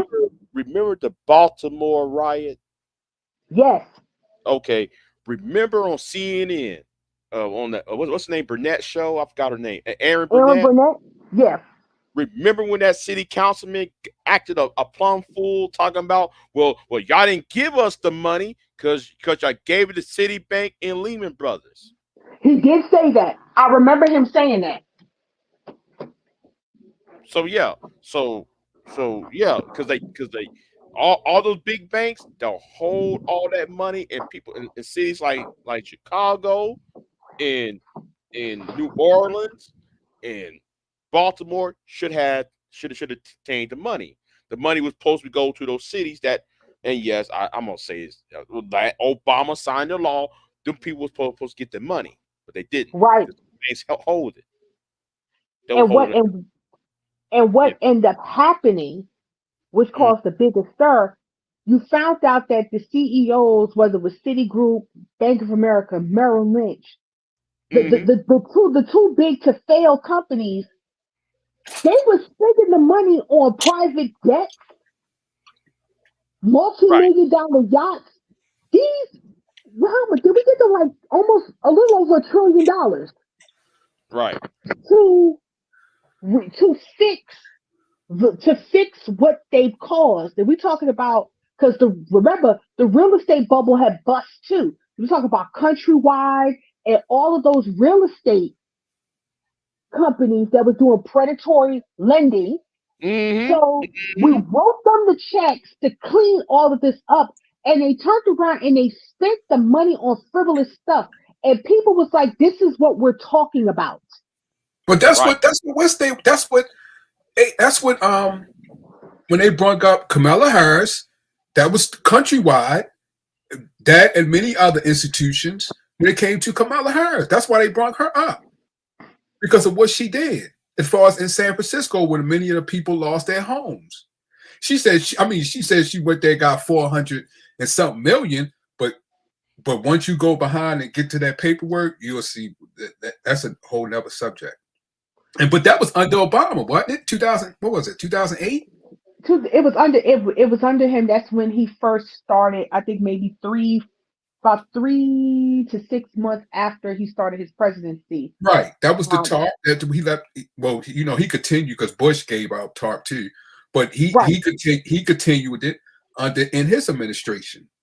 That's why I was right. like, any other people, when you go out of business or you mess up your business, you go out of business. That's on you. But Right. hey, Right.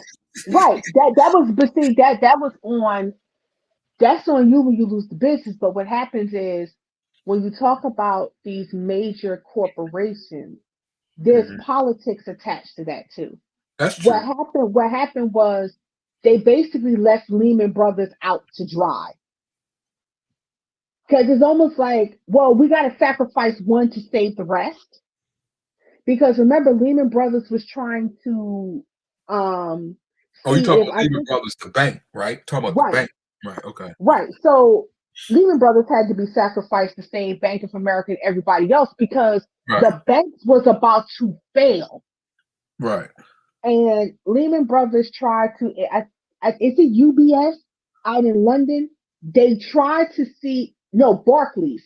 They tried to see if Barclays was going to buy them. If Barclays I think sealed the I think deal, AIG. I think AIG brought it. I think AIG brought it, didn't they? What's his no, name? Oh, AIG didn't buy it. I know. Who no did one bought, AIG buy? um, I think, no, Merrill Lynch saved Bank of America. I think AIG saved City. I think saved Citibank. I think Okay. AIG saved Citibank. But nobody saved Lehman Brothers. Yeah, Now, I see. I get that goes to show that was a setup. Yeah. if Go ahead. this happened under Obama's presidency, Lehman Brothers would have been saved because the package would have included Lehman Brothers. But because it was on the tip of the end of the Bush presidency, Uh-huh. somebody had to be sacrificed to save everybody else. Yeah. But it teaches you a very grand lesson in politics, though. Mm-hmm. Yeah, that's true. Everybody's a pawn on the chessboard. And once your usefulness has been completed, well, we got to sacrifice you to save others or bring someone else in that we can use to our advantage. When we Mm-hmm. talk about the ADOS movement and leveraging your vote, Mm-hmm. you've got to understand how politics works. And I will give Yvette credit for this because she's worked on Capitol Hill and Right. she will give you the politics one on one about how this works. That's And true. that's why I will side with Yvette and Roland over the rest of them because I look for people who got experience in the field.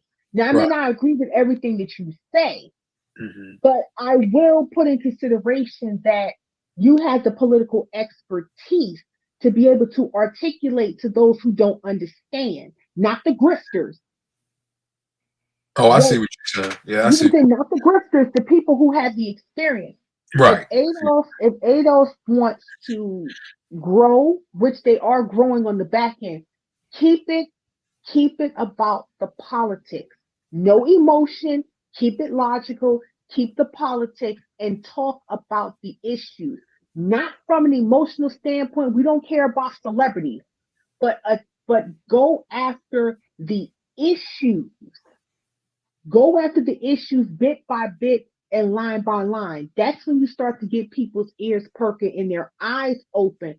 Oh, wait a minute. We really do have some issues going on because 2020 is, they're not 2020, 2030 is 7 years away. 2030.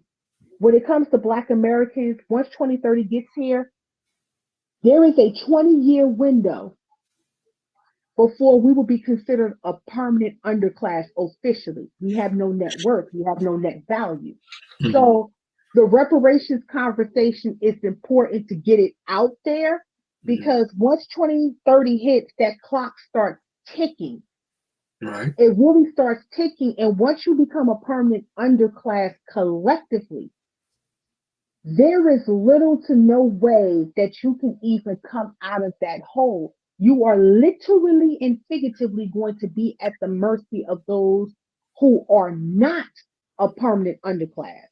So what you said celebrity because you said what's the celebrity that you said it was at the forum? I forgot. Uh, But you said Danny Danny Glover. Glover. okay, Dan, yeah. and you said and because what's the name said the same thing similar to that.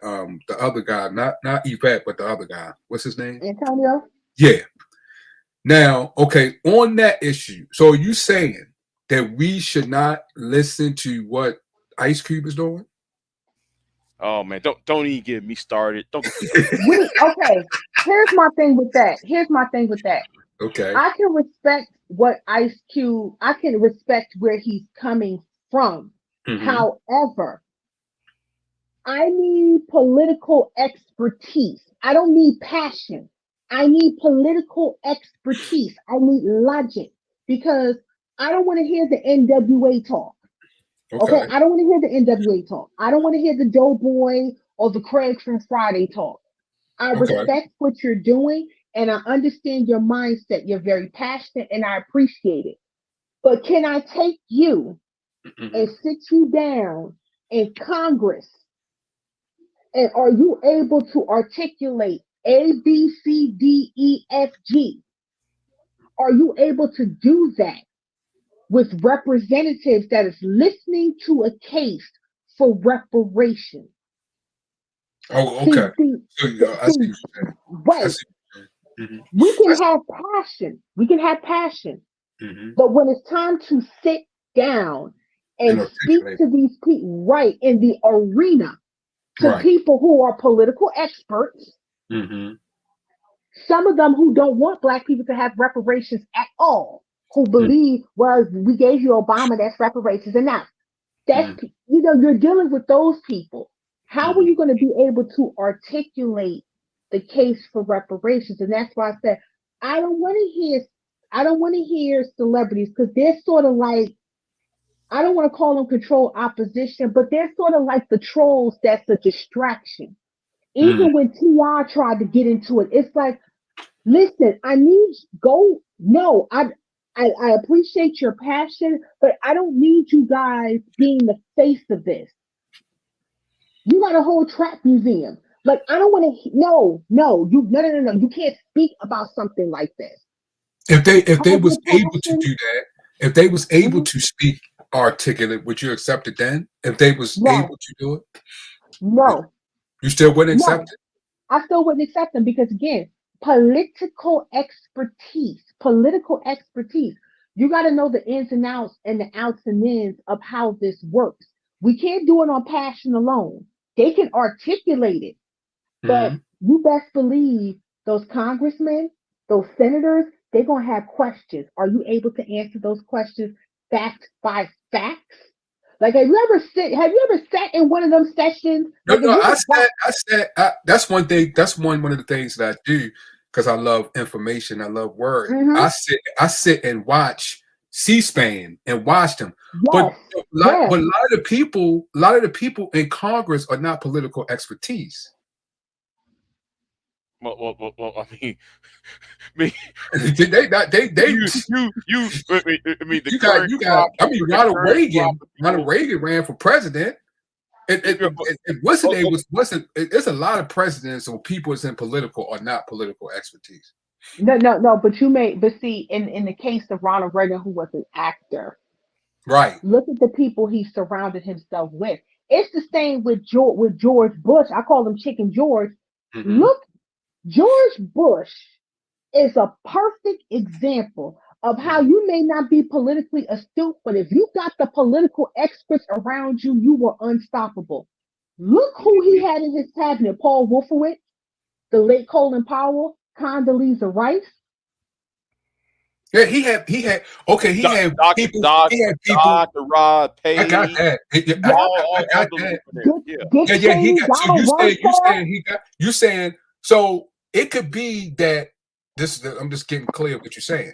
it could be someone, so Ice Cube or somebody like that, as long as they surround themselves with the expertise, right? No, no, no, no, no, no, no, no. Let me break this down. Okay. Politics is different from someone being a civilian. No. If you're a I mean, you politician, just said about Ronald Reagan. You just no, said no, Ronald Reagan Yeah, yeah, had. yeah, but here's the thing. But Reagan, see, I know, but Reagan was a governor for 2 terms from California, so that's why Reagan got Before he exposed. ran, though. Before Huh? he ran, no, before he ran, he was not a political expertise. Now then you moving the goalposts. Then you saying someone cannot have political expertise, but if they run No, and get in, that makes them a no, political no, no, right, no, no, expert. right. no, no, no, no, no, no, no. That's not what I'm saying. We're No, I'm not not talking talking about about you. I'm Ronald. We're talking not. about Jay. I'm Oh, talking because I'm about like, we're not talking about Ronald Reagan before he became governor. See, when Ronald Reagan became governor, he started to get his political education before he became president. What I'm talking about with Ice Cube and T.I., these are not politicians, these are entertainers. These are entertainers. And especially given their history, and now all of a sudden, because they see a trend, now we want to be passionate and now we want to turn political. And now we want to say, this is what we need. Boom, boom, boom, boom, boom. Wait a minute, time out, time out. I get your passion, I get all of that. But if I sit you up here with these people, they are going to run you over. yeah, that's that. But see, you talk. I just want to be clear because it's some people that has the passion and gets the political education and expertise, and I don't want those people to feel like they shouldn't do what they need to do. Okay, okay, You're talking about someone who has picked up a panel and just say, "Oh, I'm passionate, so I'm going to do this and I want to do this." That's something different. But to Ice Cube case, that thing that he put together was done by political experts, right. not just no anybody. It was done by political experts. Now it's people that's in Congress who is not political expertise. Okay, but Vaughn, I can make an argument with Obama. Obama was a civil rights attorney, pretty good, but he never ran for office. He just did community. He never ran for office. I could pick out any of Ronald Reagan. I could pick out other people. There's a guy here, a senator here. What? No political expertise, but they ran, and they still. It is some congressmen. If you sit there in front of that panel on C-SPAN that I've seen, still can't articulate. no, but okay, but here is the problem with Ice Cube, right? Okay, you went in, you presented your plan 30 days before the election. Mm-hmm. That's no way to do politics. Mm-hmm. Mm-hmm. Mm-hmm. See, if he was serious about that idea, about that 500, was it 500 billion thing Mm-hmm. he was trying to do, Mm-hmm. he could have had that. He could have talked about that 2 years in advance. So that Donald Trump or Joe Biden or Jill Stein, whoever was running 2020, would have sit there and had that been debated at their political party's convention. He No. waited. He Mm-hmm. got 30 days before the October, election. You said huh? 30. You said 30 days before the election. Yes, he rolled that No, out he had it before 30 then, days bro. before the election. Yes, he did. No, he had it before then. It was No, it was way no, it was way before them that he was talking about. He was talking about that. He asked them to look at it, but before the plan was out, he had that before the 30 days. okay, when it was publicized, okay, when he told him to go look at it, that was in Mhm. October. That Okay, was you right. Yeah, that when he like when he late asked for them to look at it. early October, huh? Yeah, you're right about yeah. As far as my recall, yes, it was just before the election.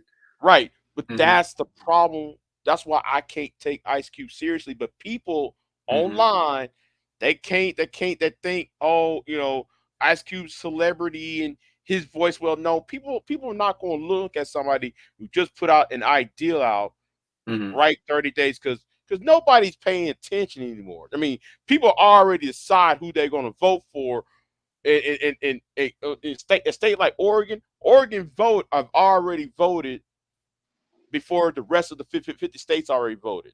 So Well, I it believe doesn't that. even matter. Yeah, I believe that. Right. I believe. And what I even believe what Love Wisdom is saying because I've listened to Ice Cube, and when he articulate his plan, it's not coming across where it needs to be for people to get a full understanding. He doesn't have that. So I agree with her as far as that. I agree, And but it then is and people. then It and is then people out here who has not ran, who has not have a political expertise, but yet are very articulate when explaining their agenda. And and, they have self-educated themselves in a political arena that and they may prosper or could prosper due to their self-education and how they articulate within the system. But I agree with her when she say people just take their emotions, they just feel that they should just get right on in. No, this is no joke. You gotta be on point. You gotta be like because you're gonna be eaten alive. So I agree 100%, especially when you go sit in front of Congress. So what she said, I agree with her. I just know that there's a people out there who is able to do it and is not considered political experts. and then on top of this, right? Okay, now when he said when there was this thing that oh the Biden campaign, when he was trying to reach out to Biden and Biden would not talk to him, right? Mm-hmm. But Donald Trump did reach out to him. That's Right. not really true. Mm-hmm. That's not really true. What really happened? What happened was when Carmela answered his call, Mm-hmm. she said, "Well, okay. Well, I want you on a Zoom panel with me to discuss black issues because the issues that concern the black African American community, especially about reparations." So she had a panel with Mm-hmm. 15 other people, right? Mm-hmm. And he wasn't invited. He left. He said he wasn't no part of it. And then see he thinking though that it was so maddening, knowing the narrative, how online narratives they just the narratives online is so atrocious. Like as if though he was never invited, but he was. The point is, Ice Cube only wants to be the only person. Oh, hold on. I think Lewis wants to be on the topic. Um, it was mine. It was mad. I was mind numbing. It was maddening to Mm-hmm. have Ice Cube mhm. act like he's supposed to be the only one supposed to be talking to Kamala Harris when Kamala Harris or the Biden campaign gave him an invitation to be part of a panel to discuss these various topics. Mm-hmm. But if you let Phil the Advice Show have the narrative, oh, they don't pay attention because Cardi B said something. Oh wow. Right. They'll try to gender war the politics. Or they'd rather listen to Cardi B than Ice Cube. Which is Right. Oh. man trying to Okay, trying to so gender war rather than can you guys hear me, bro? yeah, I hear I'm you. Yeah. sorry. I'm sorry to button the show. I'm just enjoying the show so much. I just want to salute everybody and say like everybody's doing a good job. Um, Salute to you, my it's brother. getting closer to Thank you. Thank you. the political season. It's getting ready to Mm-hmm. start. So like Big J, we looking forward to some of these type of shows, man. Appreciate that, man. All right. No problem. But I do, but I see it on the other side because you got people that's on the other side that go for the right. They got the what was his name, Jeezy, Lil Wayne with the Trump thing, and then they had other people. So I see it on both sides. But me, I don't get in. I love political. I like the wording.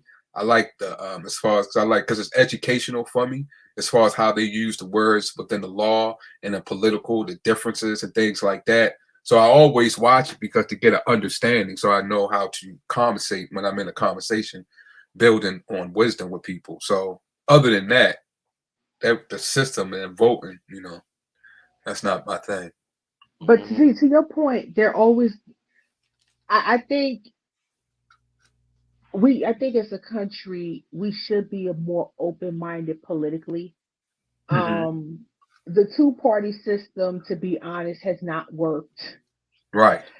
Even when you have people that are trying to become independent, I remember, the independent movement had um, some growth, and then it kind of went back to, well, I'm Democrat, I'm Republican, I'm conservative, I'm liberal, I'm moderate, and it's like I think that we want a different party, but we're afraid because it's comfortable being either Democrat or Republican.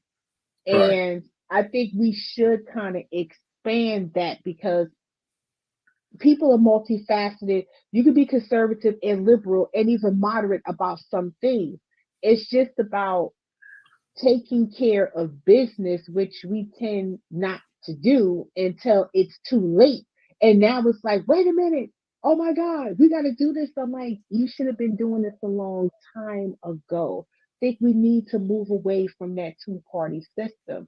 Now, to your point, Von Eric, about those who could articulate themselves and self-taught, Mm-hmm. I'm gonna give you an example about a group, and I love to mention the Asian community because Right. listen, Mm-hmm. when you talk about a community of people who are, and not trying to be funny, but I tell people the crouching tiger, hidden dragon narrative is real. In the words of Deng Xiaoping, feign weakness while harboring your strength. Mm-hmm. The Asian community has proven to you that not only are they politically astute, Mm-hmm. but they gonna play this game with you so good, you ain't gonna have no other choice but to give them what they want. And once they get what they want, they'll switch sides on you just to see which side is gonna give them what they want. Case in point, when we had COVID-19 and you had the whole Stop Asian Hate, Mm-hmm. they was giving $50 million towards that. But did you know 2 years prior to that, they was already building up for that. Mm-hmm. They was When you already say building give up it for to that. who? Give it to who? What do you mean? You said they was giving it to give 50,000 to who? No, the government, Joe Biden, Uh-huh. gave $50 million towards the Stop Asian Hate campaign. Oh, okay. Okay. Mm-hmm. All right. Okay, Them go ahead. Asian folks did not get emotional. They didn't complain. They didn't even do that much marching. You notice that, Big J? They didn't do that much Right. marching. I Right. seen them march time, one time, and everything was done in secret. Now we remember Andrew Yang. Oh, Andrew Yang, like Thanos, with the snap of a finger, knew exactly who was buttering his bread. Went right on back to his people. Campaign Stop Asian Hate. They showed all of the footage of Asian people being attacked. And you know who they made the face of that? They always make us the face of it, even though we weren't the ones in the majority that was doing it. But it's easy to make a marginalized group the face of something to get your point across. And that's what they did. Well, here's all of the footage of us being attacked and being beaten, pushed on the train tracks, slapped Mm-hmm. in the face for no reason. How are we going to live in this country and be a part of the voting apparatus of this country and you allow such atrocities to take place? Some of them even went back with a little history lesson. We built the railroads in this country, which they did. The transcontinental railroad, Mm-hmm. they did. Oh, and But they wasn't the only ones though. Right. But the thing was though, they was Yeah, brutalized. but yeah, that's true. But you gotta understand this. The biggest campaign donor to his campaign was the Chinese. So that's one thing right there.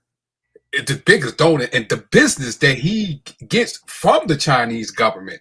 That's another reason. And their lobby is heavy in the Democratic Party. And it's heavy see, now, in other parties too. But we know as but far as see, the communist government is heavy in the Democratic, and especially it was heavy in Biden's party. So But that's one thing as far but as see what I'm saying. But see what I'm saying. But see what I'm saying, Von Eric, is how they know how to leverage that. You see what I'm saying?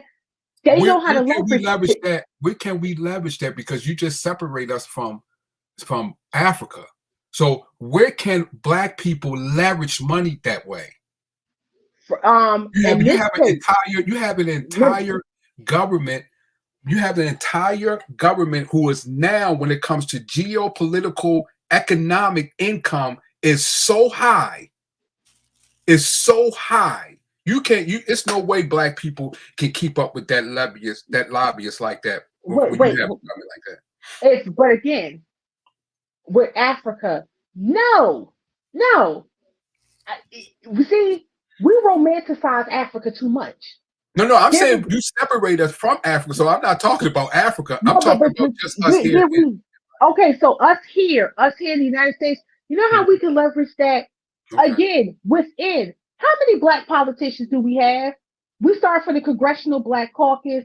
How Mm-hmm. many black politicians do we have in office? See, the thing is, we already got the keys to the neighborhood. We just got the wrong tenants in the neighborhood Right, right. because we don't. What keys? What keys you When I talking about? when I'm talking about the keys, Mm-hmm. we have black politicians who got political expertise. They Okay. know the ins and outs and the outlines of politics. Mm-hmm. If they can filibuster for the LGBTQ community, if they can filibuster for the Latino community when it comes to DACA and the Dream Act under Obama, they can lobby for their own people. But see, the reason why that has not happened, I always say we got to look within. We don't demand much from our black politicians because for us, well, as long as we got a black face up there, everything is all right. And then we get upset when, well, how come they're not speaking for us? No, we got the wrong tenants who got the keys. We got the wrong tenants. Like Maxine Waters should have been got kicked out of her position a long time ago. Sheila But she's Jackson. supposed to. Wait a minute. You Maxine Waters and all those people. You know the Chinese government. You got black people here. Black people would not. It would be. It wouldn't be able to be because we are divided in politics. So you can't put us all and say put money in lobby when we are divided in politics. You have the entire government that's lobbying. That's a difference. Then when you say as far as You're missing black the people, point. when you say black people have the key, no, they don't. You know that's Yes, not. they You know no black. no no Come no on, no. Dad. Yes, So yes they tell me which. do. Yes they do. Okay, run it down. We black people, we're no no no. Mhm. And you have these black politicians been in office for 30, 40 years. They have seen some things in politics. They Mhm. know the secret. They know what's going on. Excluding the Chinese, excluding Chinese people, because Maxine Waters and all of them been in politics long before the Chinese had a sort of a hold in the Democratic Party in the meantime until they get what they want and they're gonna switch sides. Mhm. They've Mhm. been, you got black politicians who's been Elijah Cummings, the late John Lewis. They've been in politics forever. I know Elijah Even Cummings. I even know. Dr. Claude, even I know Dr. Claude Elijah Cummings. Anderson. Wait a Even minute. Dr. I Claude know Anderson been in Elijah politics. Cummings. The person that you call Elijah Cummings, I know. That's why I'm saying they don't. I know he's from the state. I've worked with him. They don't. The reason why he was able to stay in that long because he's went with the system. So, okay, all right. So, to your point about being in the system, because if you're a politician, you're automatically in the system. So, Mm-hmm. wrong? What's wrong with black politicians who are in the system compared to, let's say, Latino politicians who are in the system, but they use the system to help their own people, i.e., the Dream Act and DACA?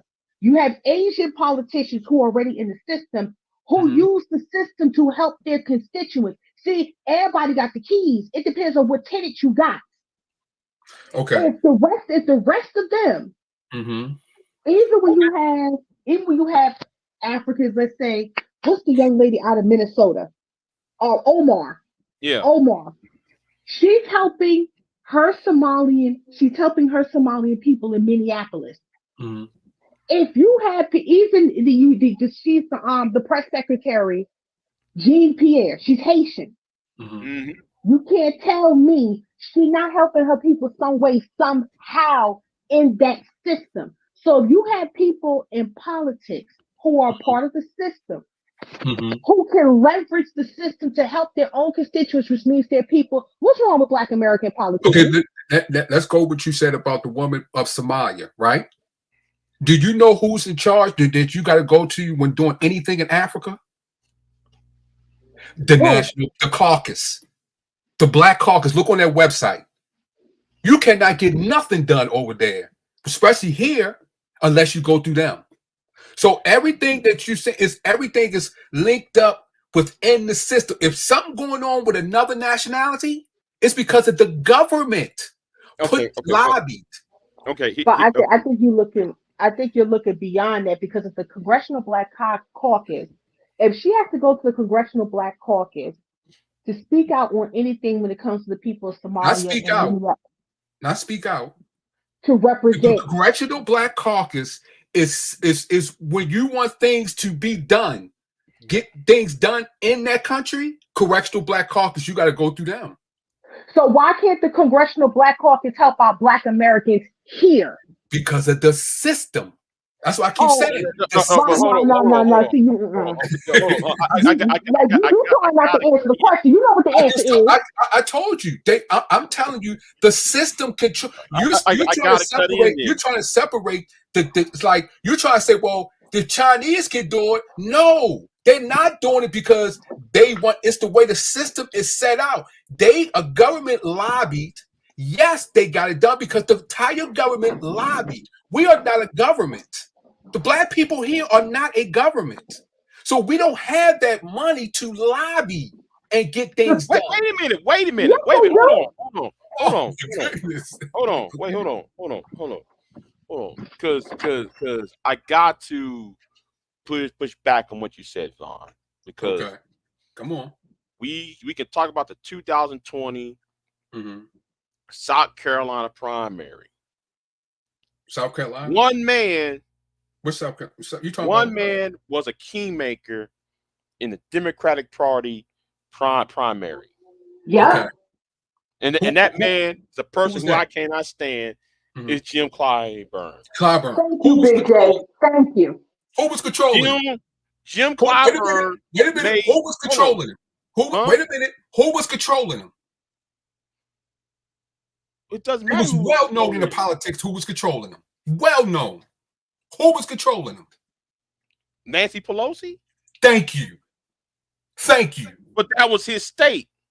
No, when he became the lead in that thing, that was his state, but he was controlled by Nancy Pelosi. That is well known Yeah, in the but Jim Democrats. Clyburn was the kingmaker in Democratic primary politics. He was That, controlled that, by Nancy that Pelosi. was that was because Joe Biden was losing primary. He lost Iowa. He was losing New Hampshire. He was about to lose South Carolina.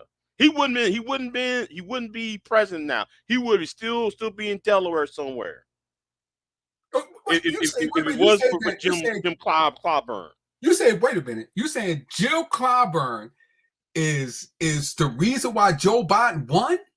Yes. No, Yes. come on In now. South Carolina, yes. In South Carolina, Yes. yes. Yes. Yes. In Yeah, South Carolina, yes. But South Carolina, you saying he won because he didn't won just by South Carolina. He got okay. key areas, not just in Let me South break it. Carolina, in Okay. Georgia. I But know South that. I Carolina know that. was part of the key It states was for him one to of the. win. It was one of them. Vaughn. I want you to go back and look up how many people dropped out the race right after South Carolina. There was too many people who dropped. It was about like what? How many people ran? Like 20 people ran the Democratic primary. He lost. I thought a good 17, 18. Right. By a good 18 people was running. 18, 19 people was running. Right. but he was losing primary and caucuses back to back to back up until he went to South Carolina. When Jim Clyburn got up on here and he shook that and Bojangle for Joe Biden, everybody, and when he won that state, and it was momentum behind that win because South Carolina and New Hampshire and Iowa are what? The big three states. You got to win, right? Okay. What did it come down to? It came down to the delegates, correct? Yes. Okay. Who was the main two delegates? It was all over. It was all over. But it was two delegates that they even put on TV and said that he was going to win after that. And two of them was Clinton. Both of them. They was the main delegates. So it wasn't Clyburn.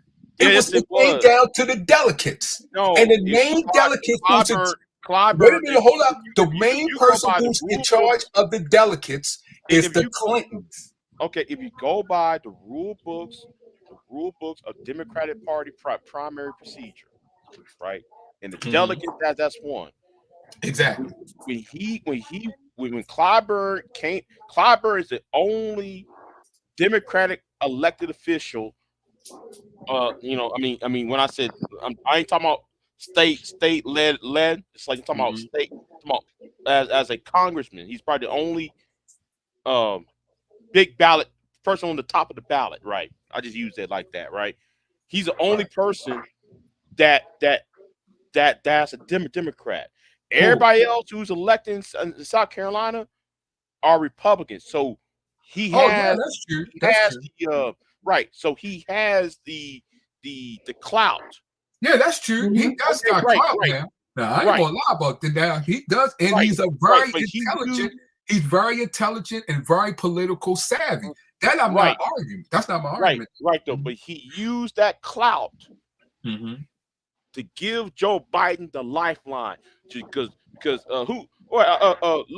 love wisdom. Okay, the gay guy, what's his name? Buttigieg won what? Iowa. Buttigieg won Iowa. New Hampshire. Yeah. Who won New Hampshire? Oh, I can't even tell you who won. Because Buttigieg, I knew won Iowa. Somebody else, I'm trying to remember who won the state of New Hampshire. When it came down to and there was people dropping out. Andrew Yang was dropping out. It wasn't the guy from It wasn't the guy. He was the mayor of El Paso. I forgot his name. He was like one of the early. He was one of the early candidates for the Democratic Party and really did a good job. I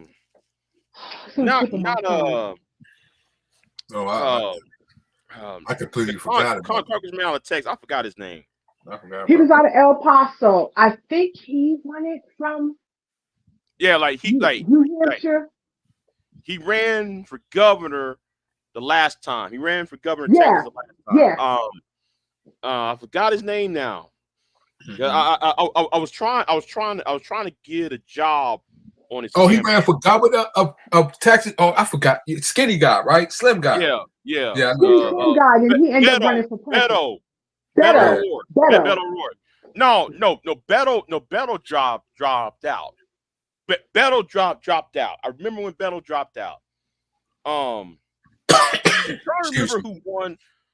What was it? Amy Klobuchar? Somebody won New Hampshire. It wasn't Biden because Biden was at the bottom. Oh, I think it was that woman from Hawaii. Was she in it? What was the woman from Hawaii? She was in it. I think her name was Tutsi. Tulsi Gabbard. Tulsi Gabbard. Yeah, Tulsi Gabbard. Tulsi Gabbard. Tulsi Gabbard. Yeah. Yeah. Trying to remember. No. She was in it, but she dropped out late. Right. It wasn't Elizabeth Warren, was it? It was It was probably either Elizabeth Warren or Amy Klobuchar. I know it was a woman one. Because it was a whole bunch of them that was running. Mm-hmm. And to BJ's point, Joe Biden was really at the bottom. Yeah, he was at the first every time. But that was set up, y'all. Come on, Come on, y'all know that was the setup. That was just No. He was at No, the no, it bottom. wasn't a setup. He was really at the bottom because here's the thing. This uh-huh. is where this is where I say ADOS. This is Right, okay, A plus for ADOS. Because right, what happened is they did bring up Joe Biden's very unsavory past right, when it came to about desegregation and some of the things that he said. And right, it did make people look back into his records. And right. he's like, I don't know. I don't know. And when he went on Power 105 and basically said, if you vote for Trump, you're not black. Biden was putting his foot in his mouth on so many different occasions. So many different occasions he was putting his foot in his mouth. And he Right, was at the bottom. He was right. really at the bottom, but to Big J's point, Mm-hmm. he was losing in those key states. But see, the thing with South Carolina is one of those important states because for a long time, it always swung Republican. Was the first time in a long time it swung Democrat. That was the huge blow. It Well, swayed not the blow, Republican. the huge trajectory with Biden. I thought it swayed. Did you said it swayed Republican when what's his name? Obama ran?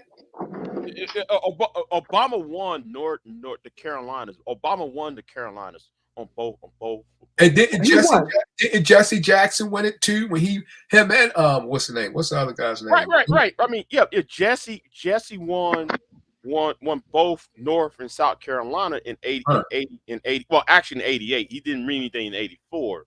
But in 88 he did. And that was his And what's strong. the other guy name? Al Sharpton. Didn't he win? South Carolina? No. Al Sharpton No, didn't do anything. He Al didn't Sharpton, win. he didn't win anything. Like, Oh, win. he didn't. He didn't. Oh, he didn't win anything.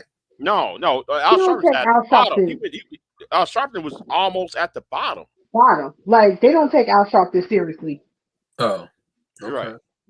Yeah, I remember that. That was 2004. Yeah, I remember that. Yeah. Yeah, Why are you running, Al? You don't. How you? because I think He did pretty good. Wait a minute, he did pretty good because the guy, what's that guy that was with Trump? That was what's that guy? He wears hair slicked back. I forgot his name. He was in charge of Al Sharpton's campaign. Hold on. I'll be right back. Hold on. but they wasn't even I think with '04. Oh, I remember that election in '04 because everybody was trying to get Bush out of office. Right, Diddy had the whole vote or die. right, Like, right. And I because he think was that's what happened as far as under Trump, because people were saying, "I don't care who runs, as long as it's not Trump." That's how. right, That's what. right. And I was like, these. I was like, what is going? But see, even now in the political field, they're Right, even because even though Joe Biden's supporters are very disappointed in him, right, because even now Middle Eastern voters right. are basically saying they ain't voting for Biden. They're very disappointed in Biden and how he's handling this conflict between Israel and Palestine. So, Right. but you still have people saying, I'm disappointed in him. I don't think he's doing a great job, but I'm going to still vote for him. That Yeah, lies the problem. yeah, that's true. That If lies the some, problem big time. right, if somebody isn't doing a good job, Right, right, Joe Biden basically backpedaled on everything he said he was going to do. hmm And you're saying, well, I'm going to still vote for him anyway. That's really the issue with the American psyche. It's just like, okay, so you know he's not doing a good job. right, You know he's failing, but right. you're still going to vote for him anyway because Yeah, that's not adding up. Man, that's not. it's not adding up. So why are we voting for somebody that we know isn't doing a good job as president? In But that then, what case, we should do? What should people do then? I think what people Because you got two sides that people Mhm, do not like, correct? So they think. correct. So what should we do? I think what we should do, that's why I was going back to the two-party system. I think that if you can't find a viable candidate on both sides, Mm-hmm. maybe it's time to look at the independent party. Maybe it's time to look at the Green Party, Or right? or the Libertarian Party, Right. It's time to start looking at other parties instead of the typical two. Because if you look at Britain and even other countries, they got like 4 or 5 different parties. Yeah, they got what? Shoot, they got Labor Party. The Labour Party, Yeah, right? they got a whole bunch So it's like we need to start doing that. As far as, okay, this isn't working for us anymore. It's time for us to start looking outside and start looking elsewhere. But would the system allow it though? The system's not allowing parties outside of that two party. Then they said what's the name may run on another party because he said he wasn't getting cooperation from the Democrats. That's what's his name? Robert Kennedy. Robert Kennedy. Oh, Robert Kennedy. But see, here's why he's not going to get it. He's not going to get it because the infamous Kennedy curse. Oh, okay. The infamous Kennedy curse in politics, and unfortunately, it has played them in a bad way. Right. And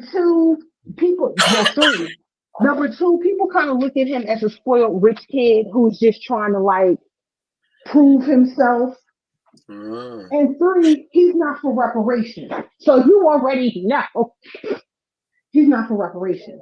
So people just like, no. Is he not for reparations? Are you talking about RFK? Yeah. Is he not for reparations monetarily, or he may give it another way? Well, I don't think he's for it. I don't think he's for it across the board. Oh, okay.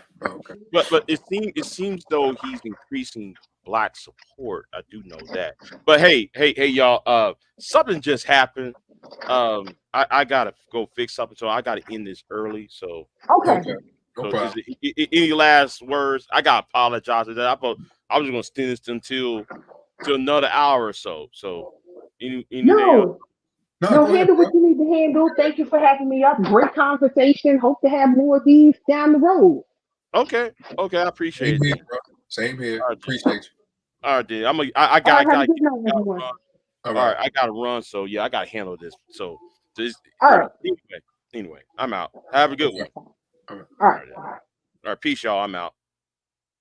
Yeah, I gotta get going. Something happened, so I might be back. I'm not sure. So anyway, I'm out. Have a good one. Peace.